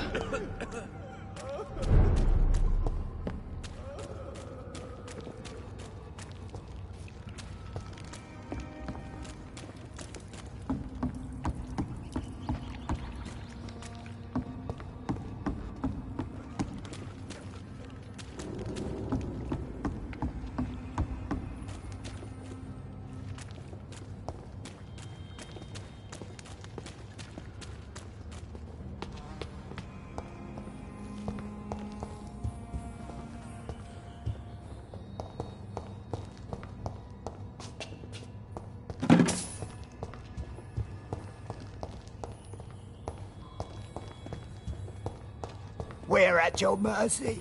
Will you end us?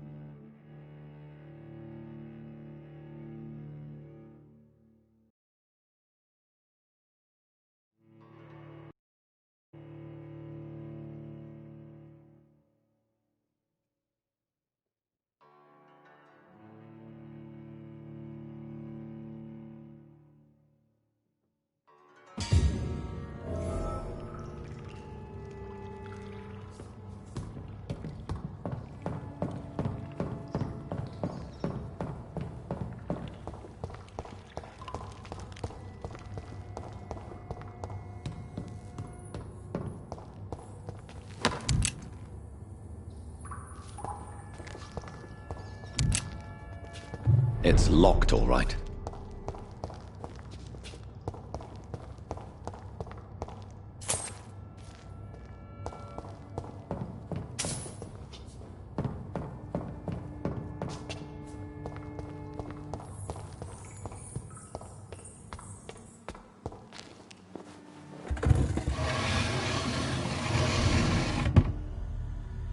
Welcome back, Dr. Reed. Would you like to take communion with me now? Sean, are you eating raw flesh? It is the sacred flesh of the mortal lamb. Our Lord's bountiful transmutation for the sustenance of his believers.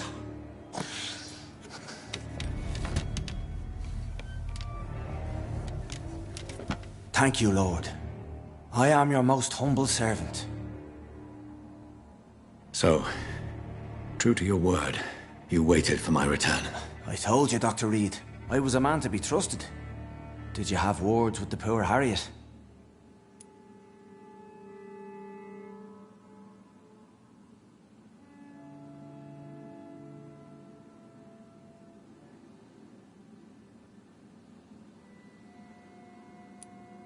You make no distinction between the living and the Skulls, do you? We are God's children, Dr. Reed. One and all. And he's determined to save us.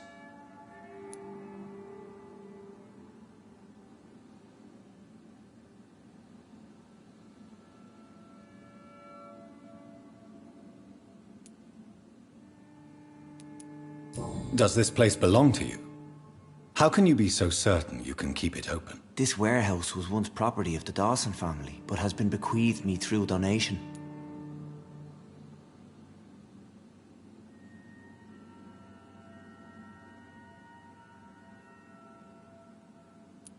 So you have the run of the place and no one's taken notice? As long as we keep to ourselves, we interest no one. This is a haven, and I pray it remains so for eons to come. The Dawsons? The wealthiest family in London? Have they a clue as to what goes on here? Not at all. The donation was made before the war. The building was run down. I never met Aloysius Dawson myself. What will be the result if you continue to assist both Skulls and the living? For the last decade, that's what's been happening. And they found a better life. What's to change?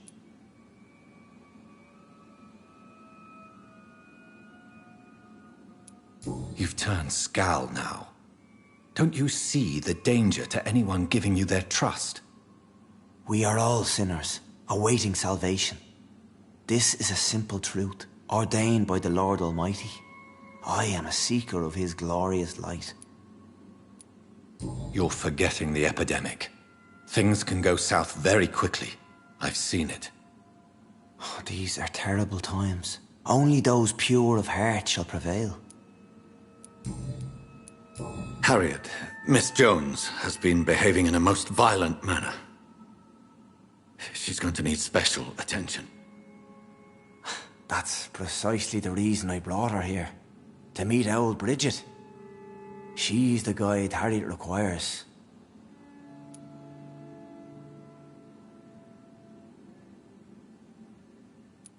Who is this old Bridget? I don't know, Doctor. She rarely speaks of her past, but I know she has a long one. She's likely the oldest soul in the city. Harriet is possessed by her hatred. You cannot let her roam free. She's dangerous. She has joined her own kind, Doctor. Old Bridget is a saint to the younger Skulls, guiding them to salvation and peaceful existence. I believe I've learned all I need to know. I'm certain you've killed no one, but one day I believe you'll cross the line. Logic is a false prophet. Faith is the only path to salvation. What do you mean? We have been blessed with God's eternity. We are the instruments of His divine will. We shall feed the hungry forever and ever. Amen.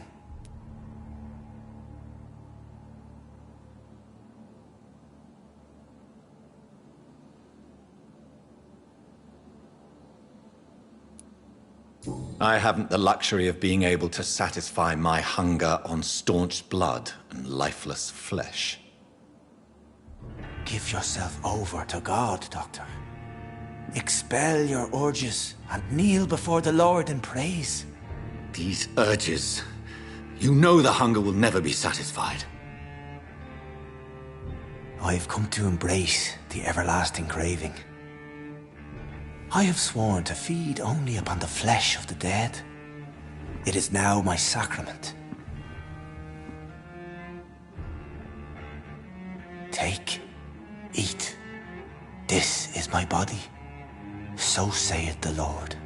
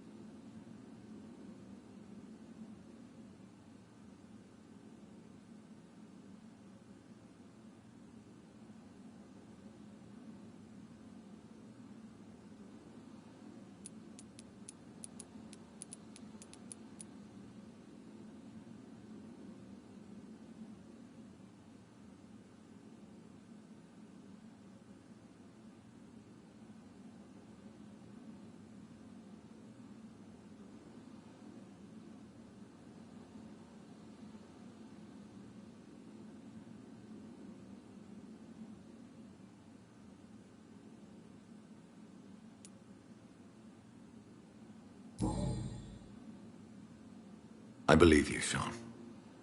In fact, I envy the peace you found, and will remember it. There is love and compassion in your heart. You only need to give it wings. Thank you for your kind words, Sean. Continue your noble efforts. You are a good man in bad times.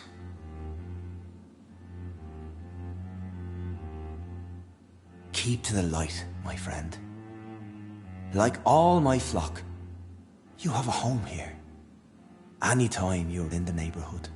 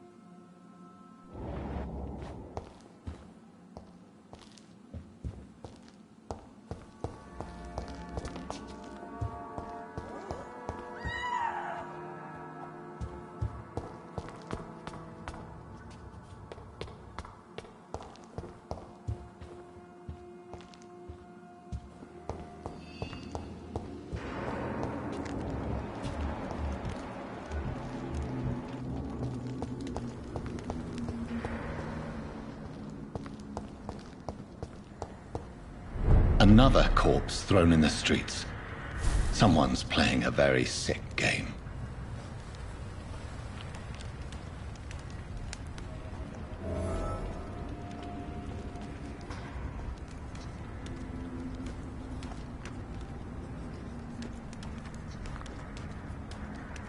Glad to see you again, Mr.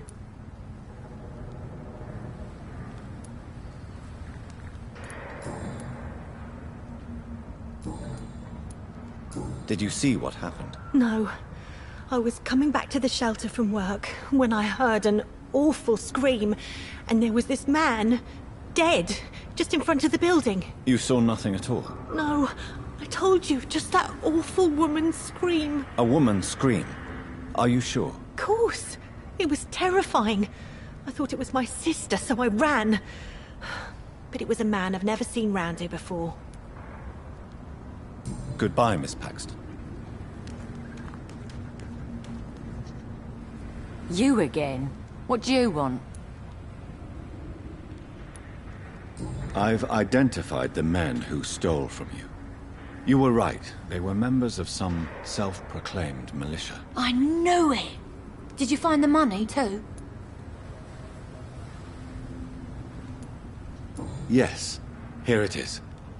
They thought they could finance their activities with it. I never thought a man like you would be kind enough to... I misjudged you. Badly. Well... Thank you, sir. Will you give the money back to your comrades, then? Fuck those bastards who fired me. I'll give the money to Miss Gillingham. Her son Jack was a friend of mine. He was killed recently. Did you see what just happened? No, I didn't. And I don't care. Really? Why is that? Because this sexist pig is one of the 4 men who blacklisted me. Good riddance, if you ask me. Well, I'll leave you for...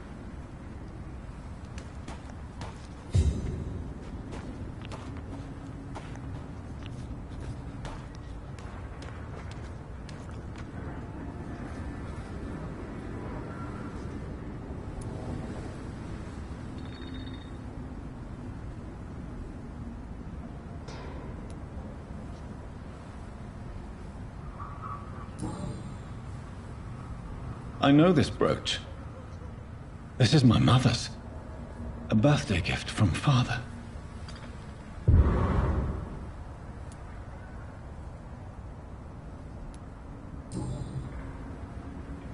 "29 Pretty Orchard Street. That's near Poplar's district. Why would this man carry off my mother's brooch? I must go there.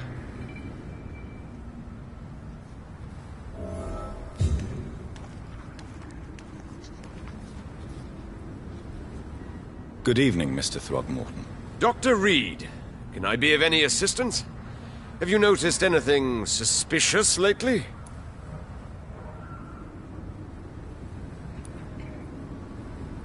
Did you see what happened to him? Actually, yes. He was thrown from the roof like a vulgar log.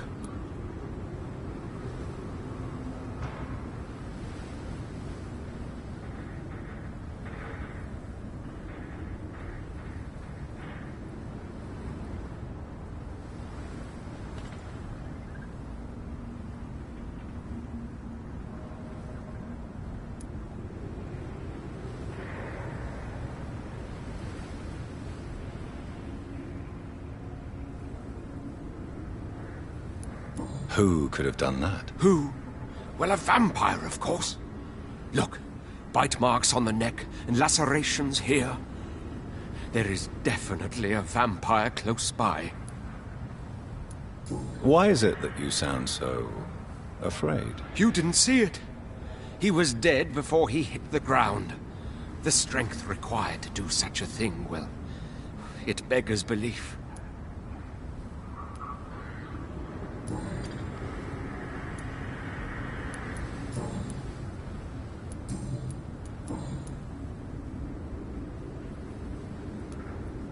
Tell me, Ichabod, why do you consider yourself the protector of Sean Hampton's shelter? He is a truly inspiring example. Dedicated, pious. His shelter is open to all, whoever they are. Most admirable.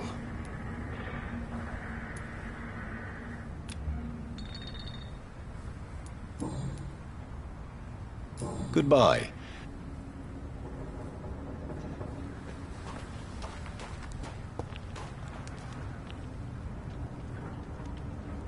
You again?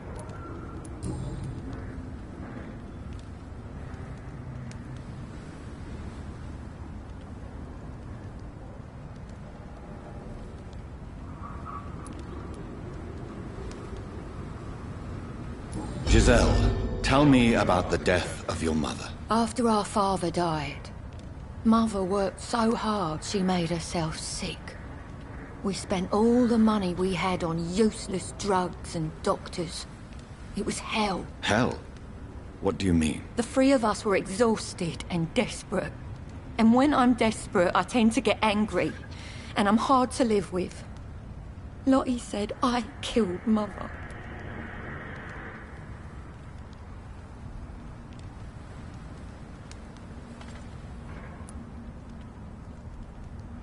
Your sister was suffering too.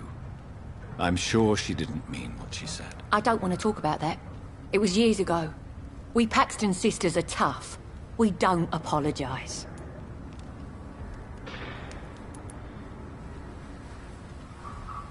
Tell me why there is such resentment between you and your sister, Lottie. She recently fell under the sad saint's influence. Like she's an angel, and I'm the bad, drinking sister.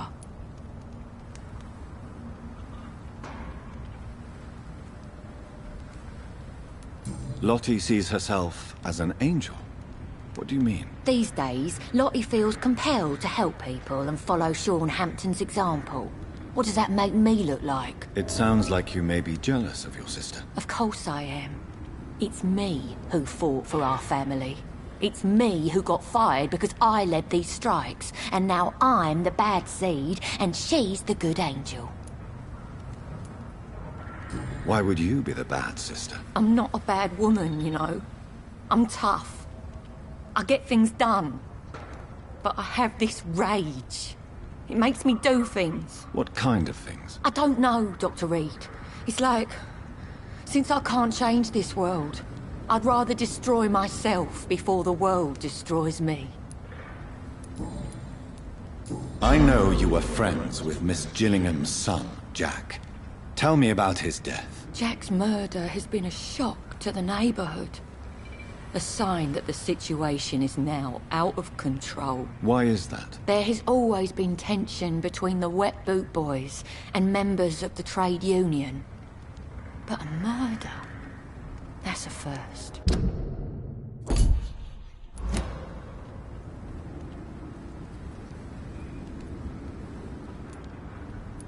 Why does that upset you so much? I wish I had found the time and words to tell him how important he was to me before it was too late.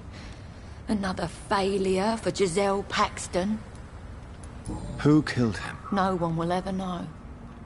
One thing is certain. While Jack was alive, I had one less reason to drink.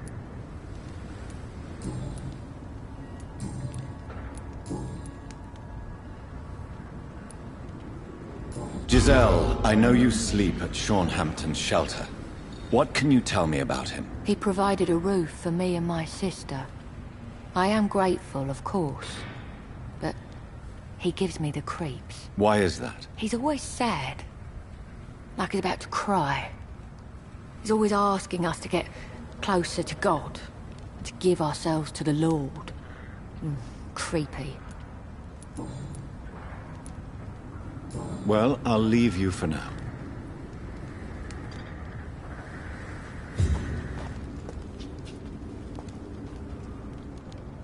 Glad to see you again.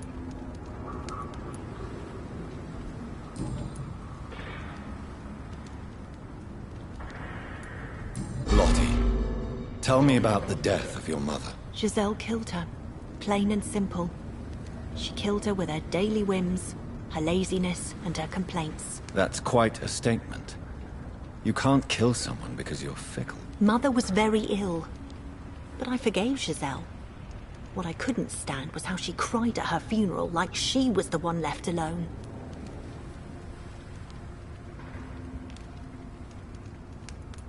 Perhaps your sister is not as tough as you are. I know that, and I don't blame her. It just makes me sad that my own sister is the person I understand the least. Giselle is the only family you have left.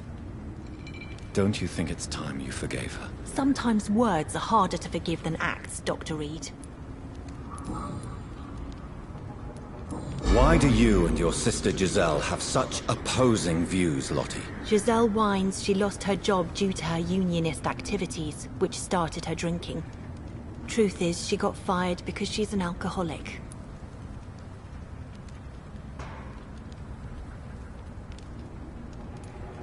Perhaps your sister's addiction to alcohol is the result of her despair, but not the cause. Perhaps you're right. But I'm tired of her playing the outraged and martyred social fighter while I earn money for both of us. Don't you think she wants to get better? I believe she knows her alcoholism is a worry to me. And that's another reason why she continues to drink so much. And you don't share your sister's views? On the contrary, I totally believe that workers need to unite to fight. I just disagree with Giselle's hatred for all wealth and riches. What do you mean? I don't believe that you were an automatic arsehole because you were born into a good family.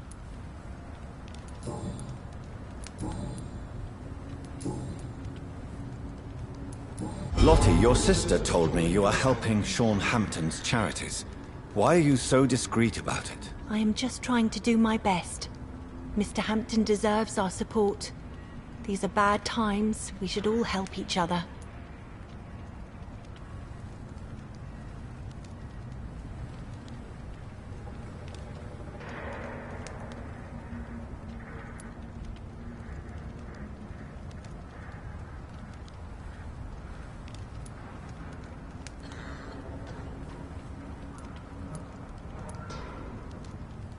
Miss Paxton, you are too modest. Perhaps it's the mark of a truly benevolent soul. I'm no saint, believe me. But thank you, Dr. Reed. And if you really think that, just follow my example, sir.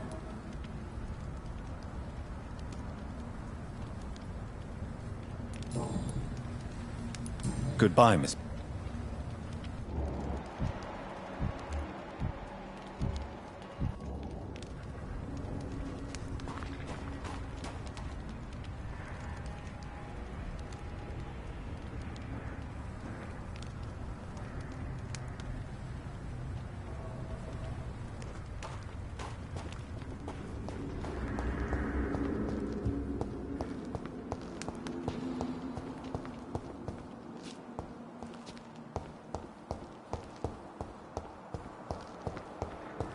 It's locked. It's locked, all right.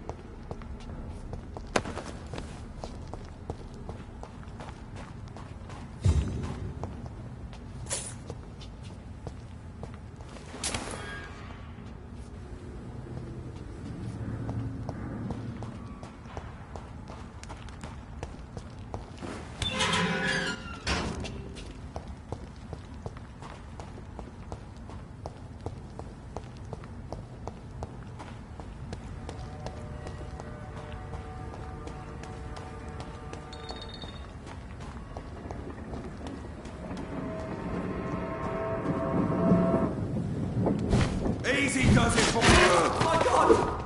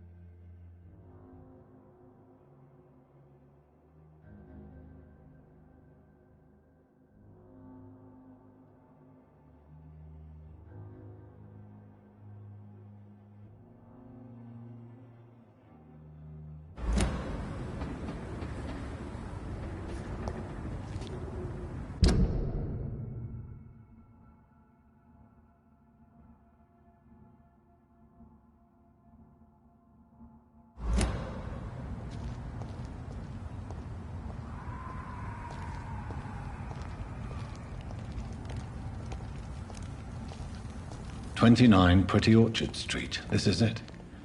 What's in there for me? There's been a fight here.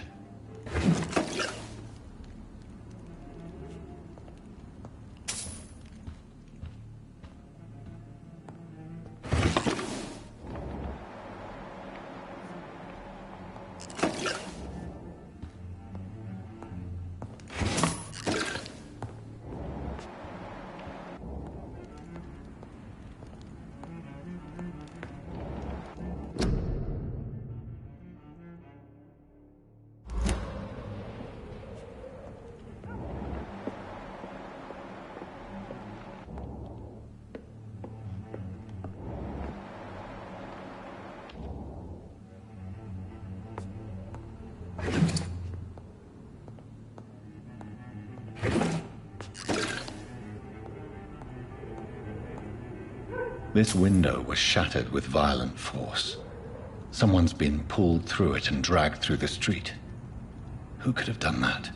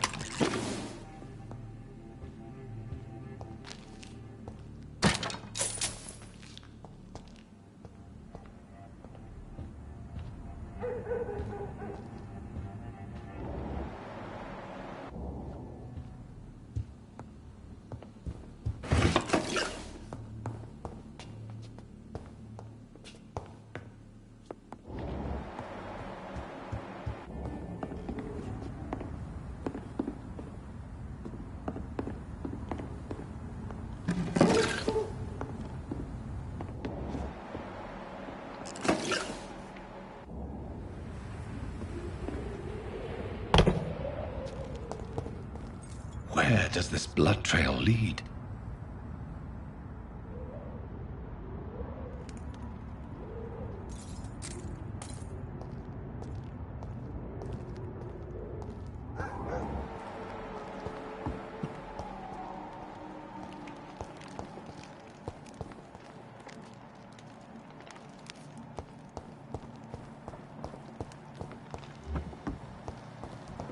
Oi!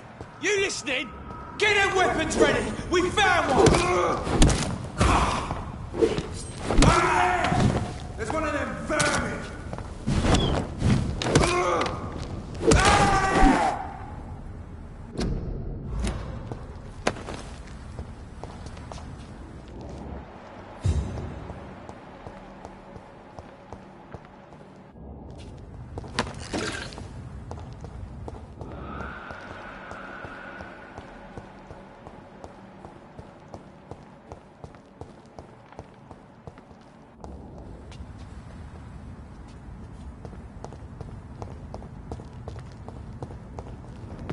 Look out!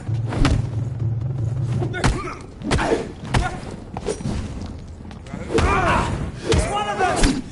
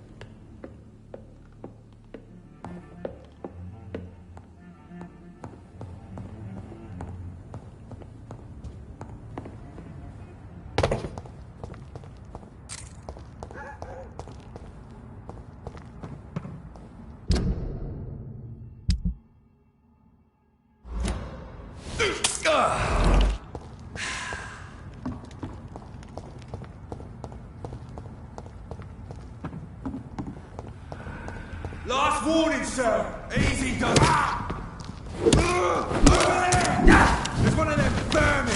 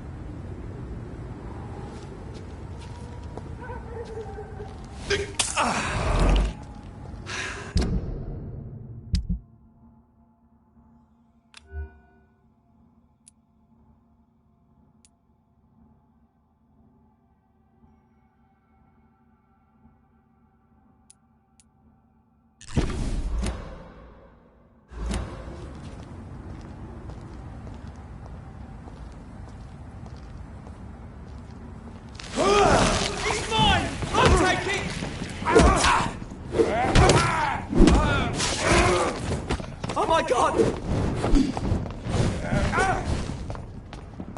Die, vermin!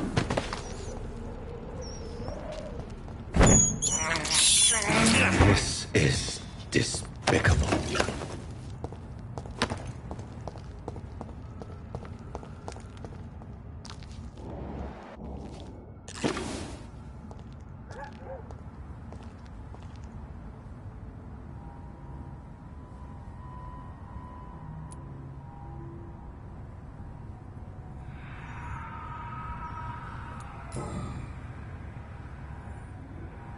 Her shoes and clothes are quite worn out.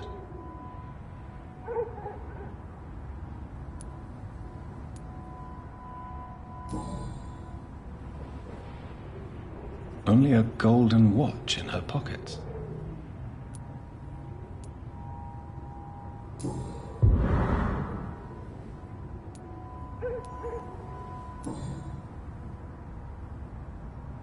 The marks on this woman's neck were made by the fangs of a vampire.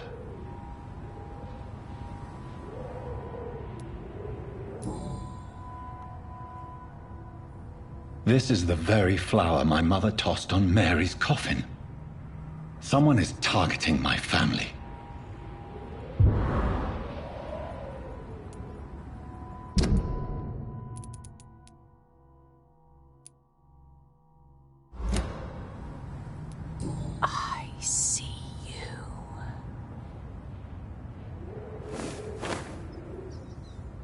Right then. It's a sick game. But given no choice in the matter, I might as well win it.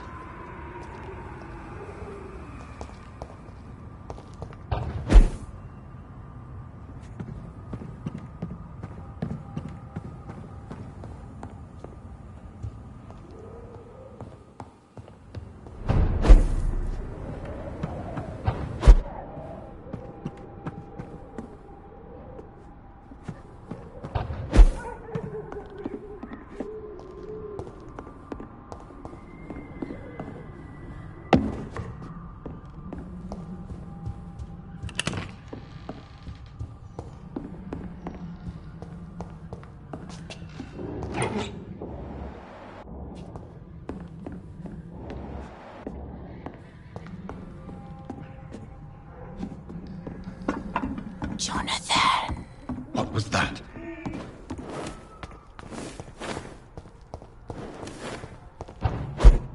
I won't let you escape.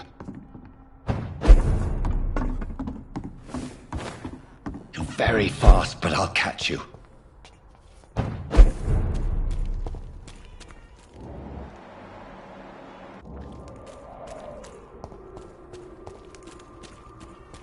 They've all been butchered.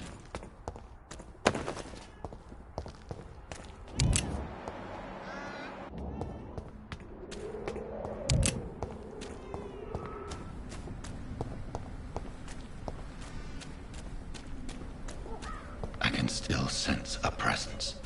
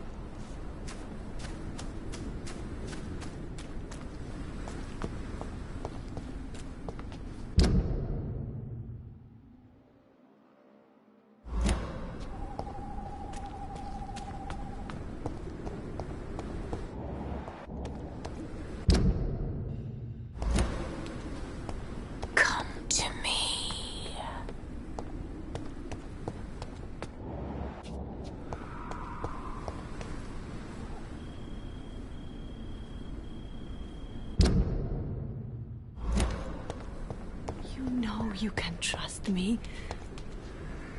Are you all right, Miss Shun? My name is Xiao Shun. This is the proper way to address someone in my country. I do apologize, Xiao Shun. Are you all right? Yes, I am. This is the only place where I can find some kind of serenity.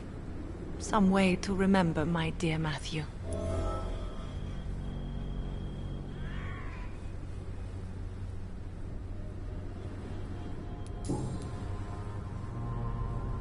Tell me how your husband died, Xiao Shun. Matthew died of the Spanish flu, like so many others. It's a mundane cause of death these days, but for me it meant the end of the world. At this time, there is so little medical science can do to defeat this terrible epidemic. I'm truly sorry. The worst thing is not his death, even if it tears me apart. The worst is not to have seen it coming, to have lost him so quickly, even before realizing it. Did he hide his condition from you? Matthew was a smiling type, a happy sort. Everything that I am not. Did he laugh at his death to come, or did he not realize what was going to happen? I'll never know.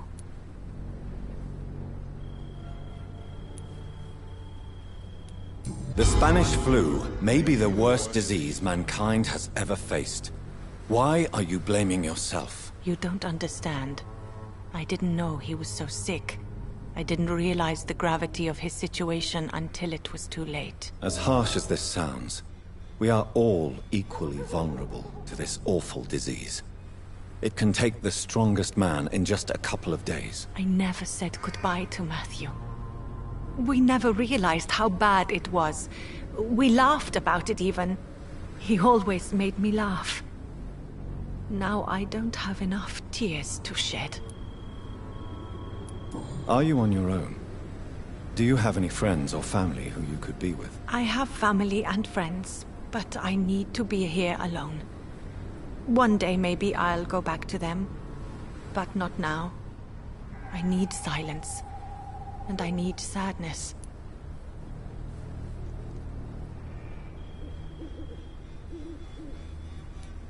You should not be by yourself. Grief can be a terrible trial, and it's even worse when you're alone. Thank you for your sincere words, Dr. Reed. I sense you trying to help me, even if I don't quite understand why.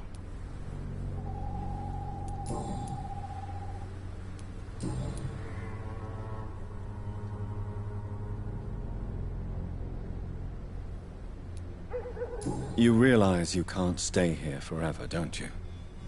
Eventually, you'll have to leave the cemetery. Why? Why should I go?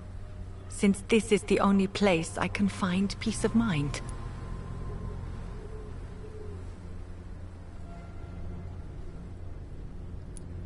But you're not dead. There is a difference between visiting the dead and staying with them. You sound like you're no stranger to the pain I feel. Let's just say, I too have a good reason to visit cemeteries at night. Please accept my condolences for your loss then, Dr. Reed. Are you a doctor yourself? Is this why you feel so guilty for not saving your sick husband? No, I am not. But I still need to blame someone for Matthew's death. And who else, if not his wife, who did not see it coming? I'm a physician. One of the best in the country. But I was unable to save my own sister, Mary. She died in my arms. Why tell me this? Is it supposed to make me feel better? No. But I felt I should share it with you. Since she is buried here too. May I ask what caused the death of your sister? You could say she was also killed by a terrible disease. A disease I have sworn to fight and cure, no matter how long it takes. Thank you for sharing that with me, Dr. Reed.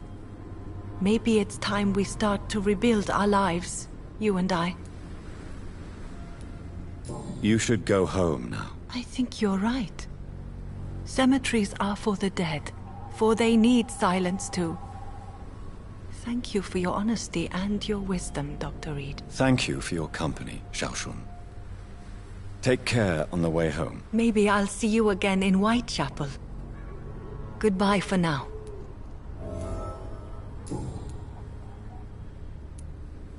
Goodbye for now. Matthew. The world has gone completely mad.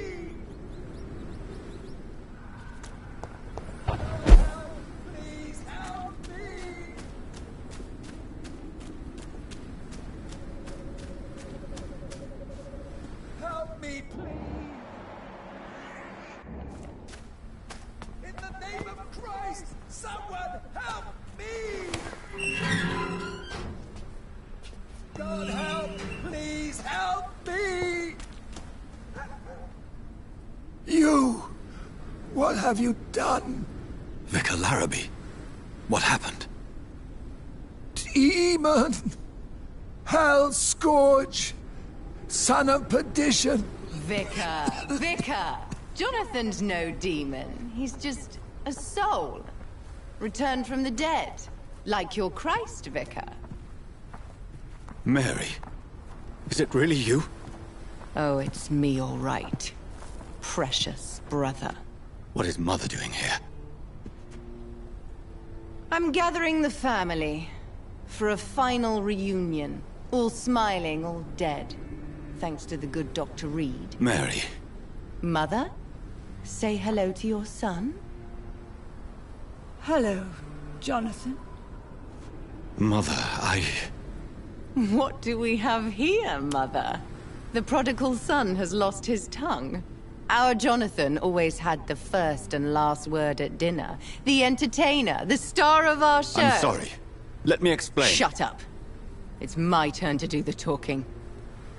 I have this nasty hole in my chest, Johnny. It needs to breathe. Of course. You can speak.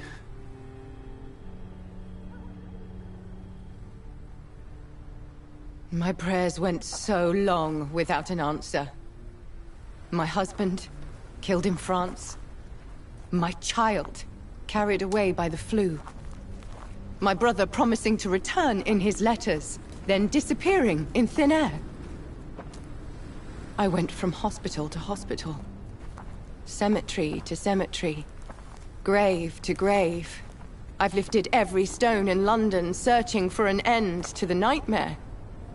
And there you were. In front of me. On a dark pier. The hunger had taken me. The joy to have finally found you. I longed for your arms, a final happy ending to so much tragedy, to tell me all would be well again, as you did when we were children. It was this filthy dock where you greeted your sister. I dug a tunnel from my grave with my fingers and teeth.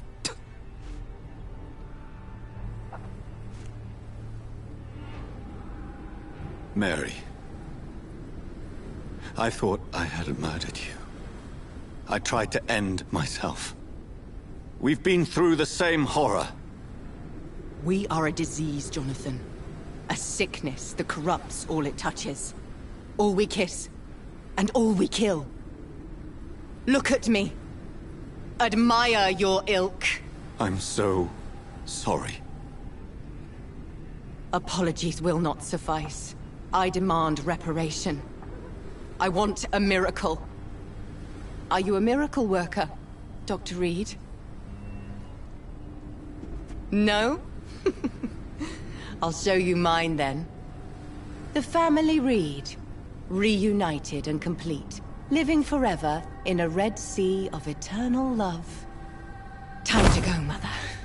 Say hello to my son for Mary, me. wait. I have made friends with vital knowledge. Vampires. We are not alone, Mary. With time, we can learn to live almost as we lived before. How long? What? How long will this masquerade continue? I've been watching you. All these nights in Whitechapel, pretending you're still a doctor. You believe you're just fighting a disease. But it's you, the disease. Jonathan, you! I'm a scientist. I'll find a solution. Let our mother go, please. You're always the one to sway me to reason, Jonathan. But before, your motivations were always pure. Now you're tainted. Let her go! She has no part to play in this. Very well. Have you heard our good doctor? You can go home, Mother. Go home and rest in peace. Yes. I'll go home. And rest. It's so easy to make them obey, or forget. Puppets for our pleasure. I've seen you have your fun. You are mad. Oh, so that's what I am, Doctor. Mad. I was beginning to wonder. I've been hearing these voices in my head. One in particular, that of my dead brother. This is the reason I must kill you. Not for your betrayal. Not for our poisonous kiss. Not even for the lies you tell yourself. No. It's so that smooth and wicked voice will stop ringing in my ear. Mary. No, don't! Time to die, brother. And this time for good. Assassin!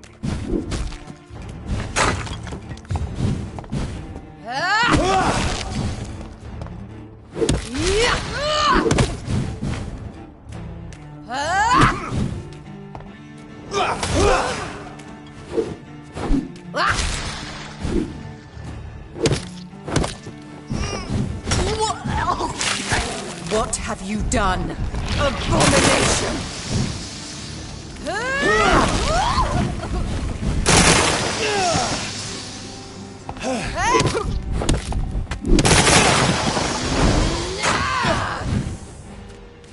You burned away Nurse Crane's mind. You're a monster! Come to me, Jonathan. Give me your blood, priest. Final thoughts are just to die for.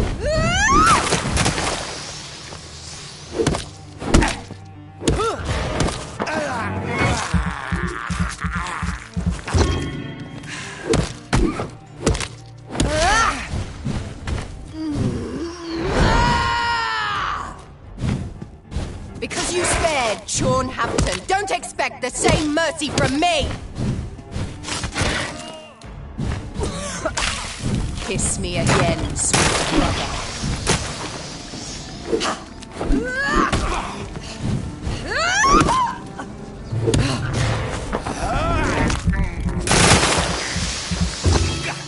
You killed...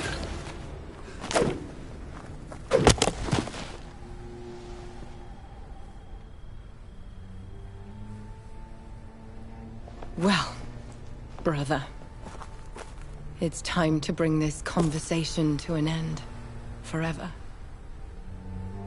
You know I will not play this game. Come now, Doctor. Like a rabid dog. Or think you're performing an autopsy? Don't be ridiculous. I'll kill them all. The kind Dr. Swansea. The sweet little lass with hair of red. I am the Harbinger, bringing your punishment. Mary. Don't you see? This is not me. Flesh that never ages. All nightmare, no dream. Bring it to a close. Let me sleep.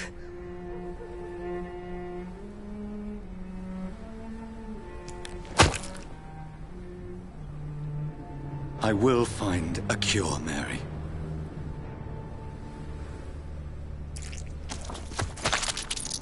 I swear it.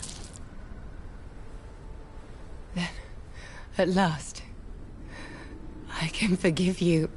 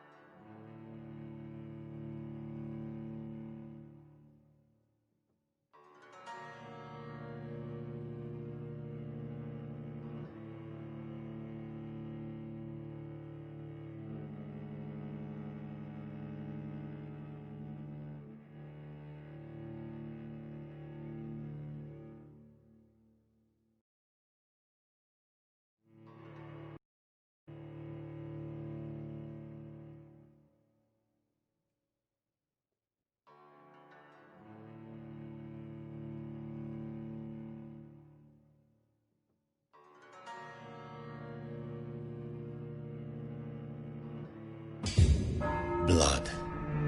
As I shed one last red tear for my fallen sister, I realize the entire world now revolves around this singular word.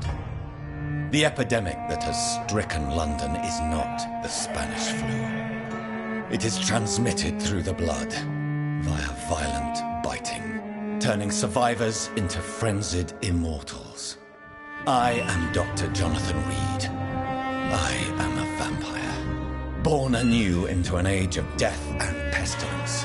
While plotting factions close in around me, I am sworn to find the source of this epidemic.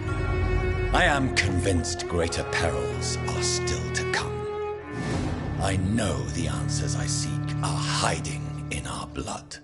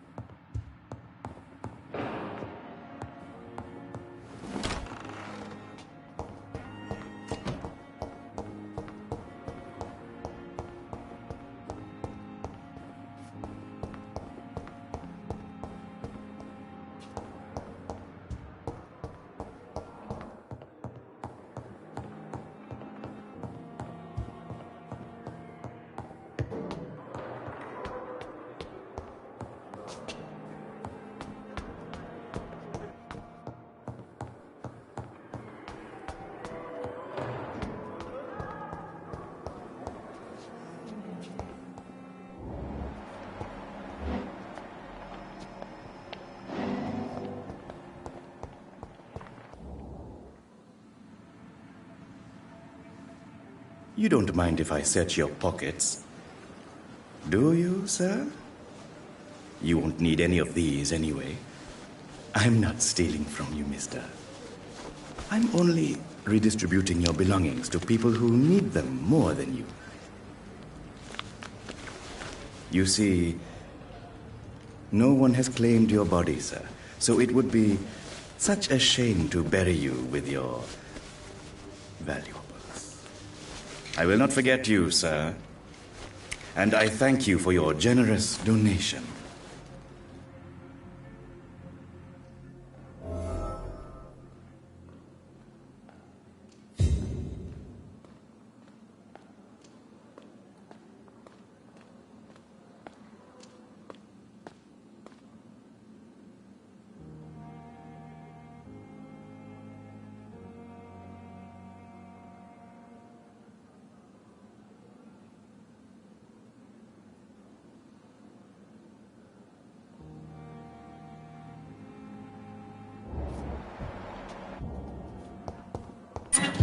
It's locked, all right.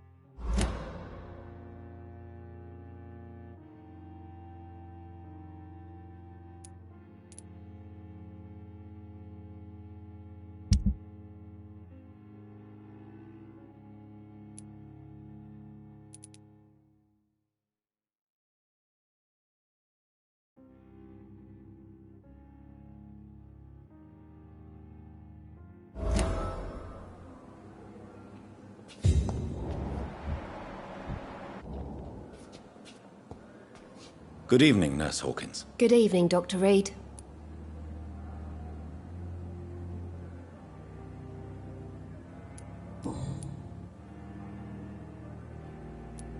Pepper, are you sure you want to leave this hospital? To become a nurse was a little girl's dream. But in the end, I don't feel that useful. I want more. I want to make things change.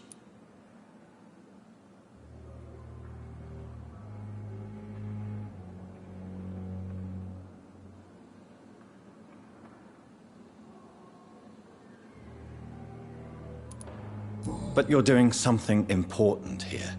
For all the patients who need your help. We save lives, sure. Each time we send a cured patient home, it's a relief beyond words. But since the epidemic, I feel so powerless.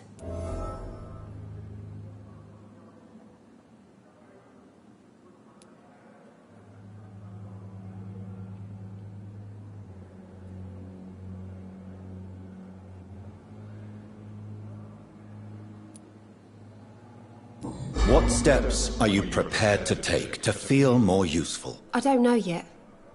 My sister believes that the real fight is in the streets nowadays. Maybe she's right. Maybe this is what I must do.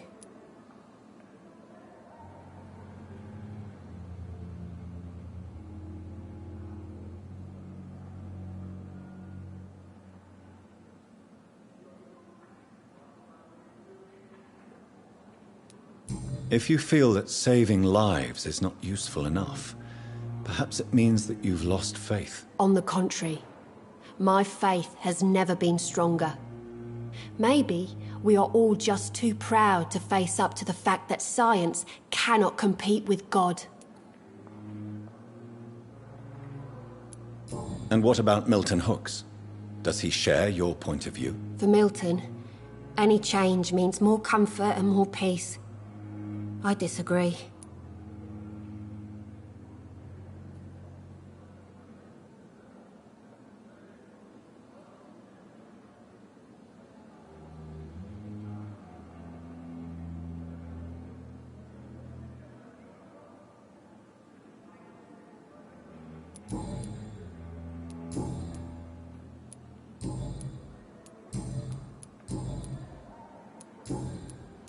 Goodbye, Nurse Hawkins.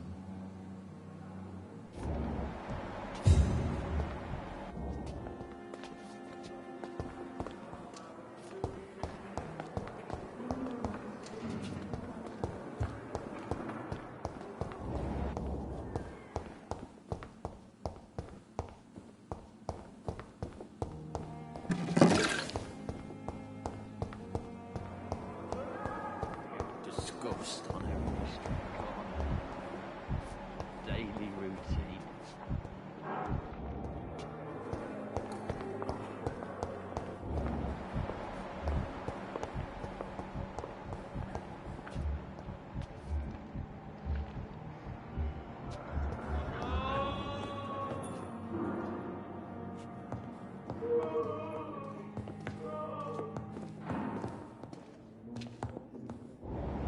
Good evening, sir.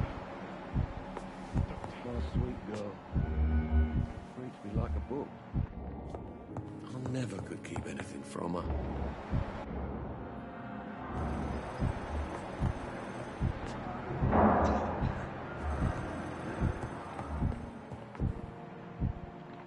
You always knew the words to calm the children. Don't waste your time with me. As for me, what a blundering idiot. This hospital seems to be falling apart. But in the circumstances, I'm willing to give him the benefit of the doubt. I will not let you down, my boy.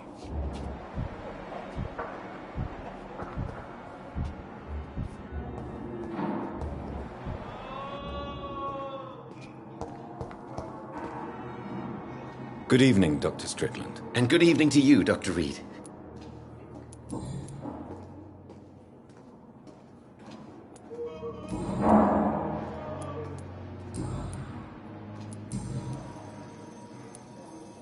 Goodbye, Doc.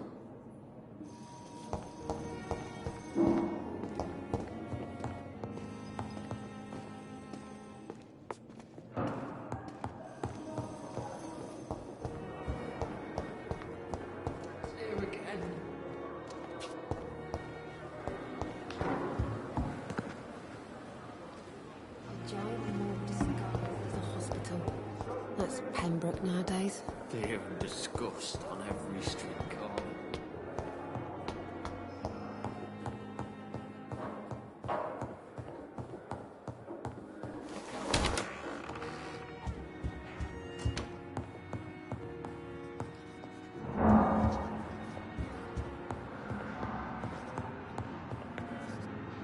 Jonathan, old chap, how are you tonight? I've seen little of you of late. I was conducting research in my room, away from the nightly routines. Of course, of course. Worry not, I understand. The situation has been testy around here. I won't deny it, but we still stand.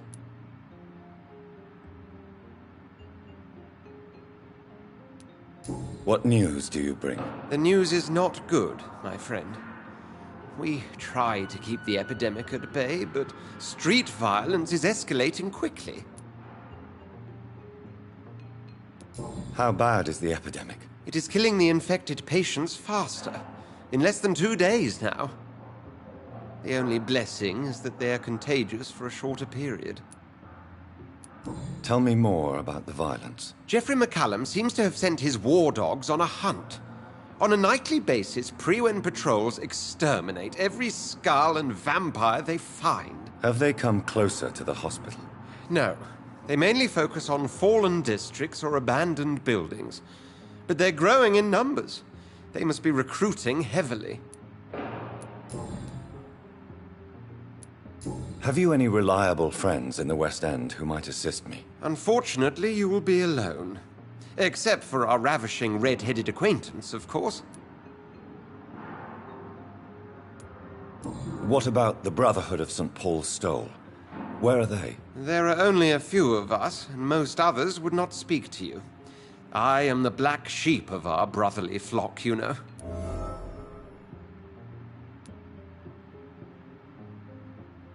What of my commission here at Pembroke Hospital? Nothing to fear, Jonathan. Your position here is in no jeopardy. You remain one of us, and you are always most welcome.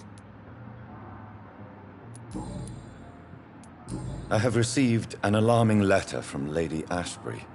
She wants me to meet her at her house. I have been granted safe passage. Then you are twice fortunate.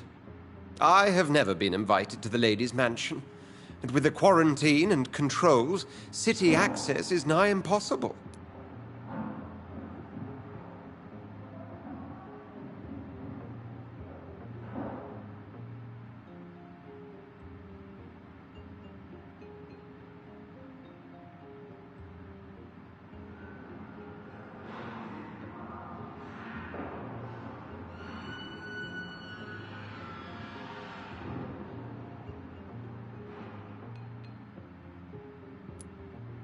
Is the quarantine serving any purpose? It is helping slow the propagation of the epidemic.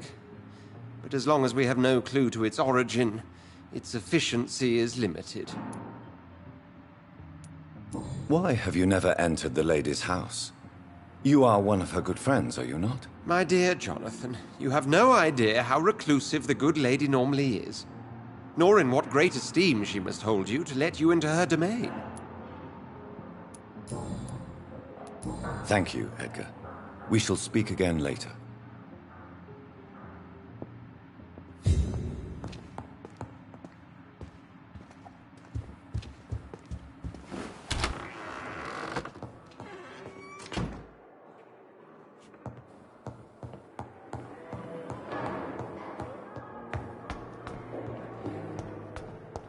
It's here again.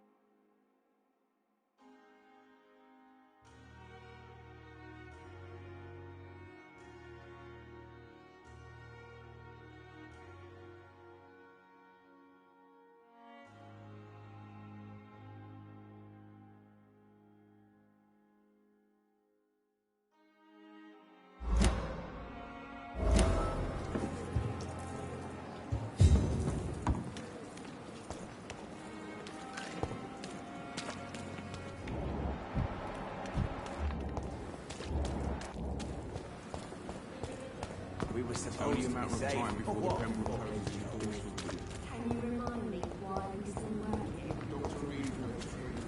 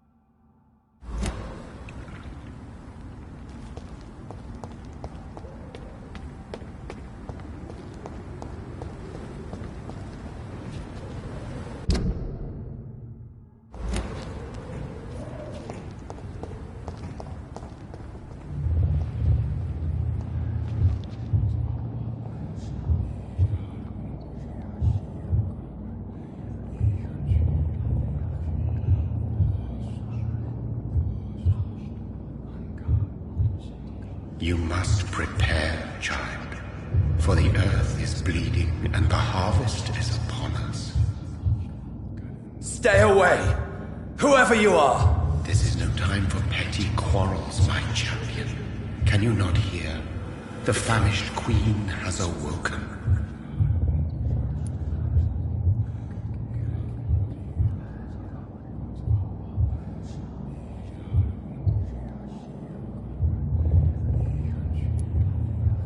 I am not your champion.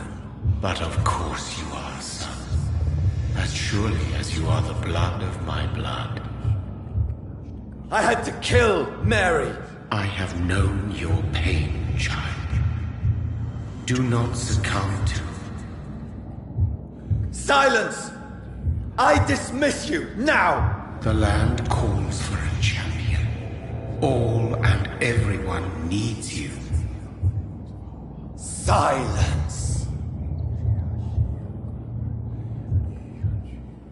I'm tired of all these puppet shows.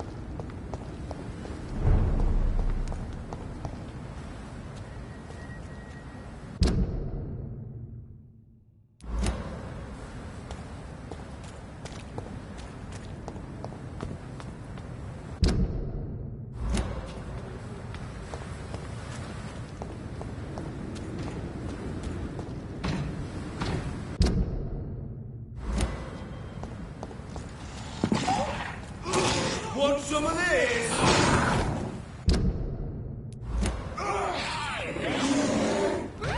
Killing's all you. Get them weapons ready!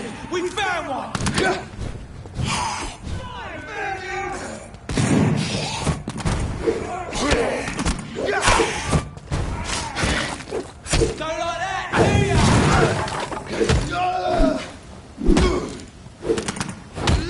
Watch out!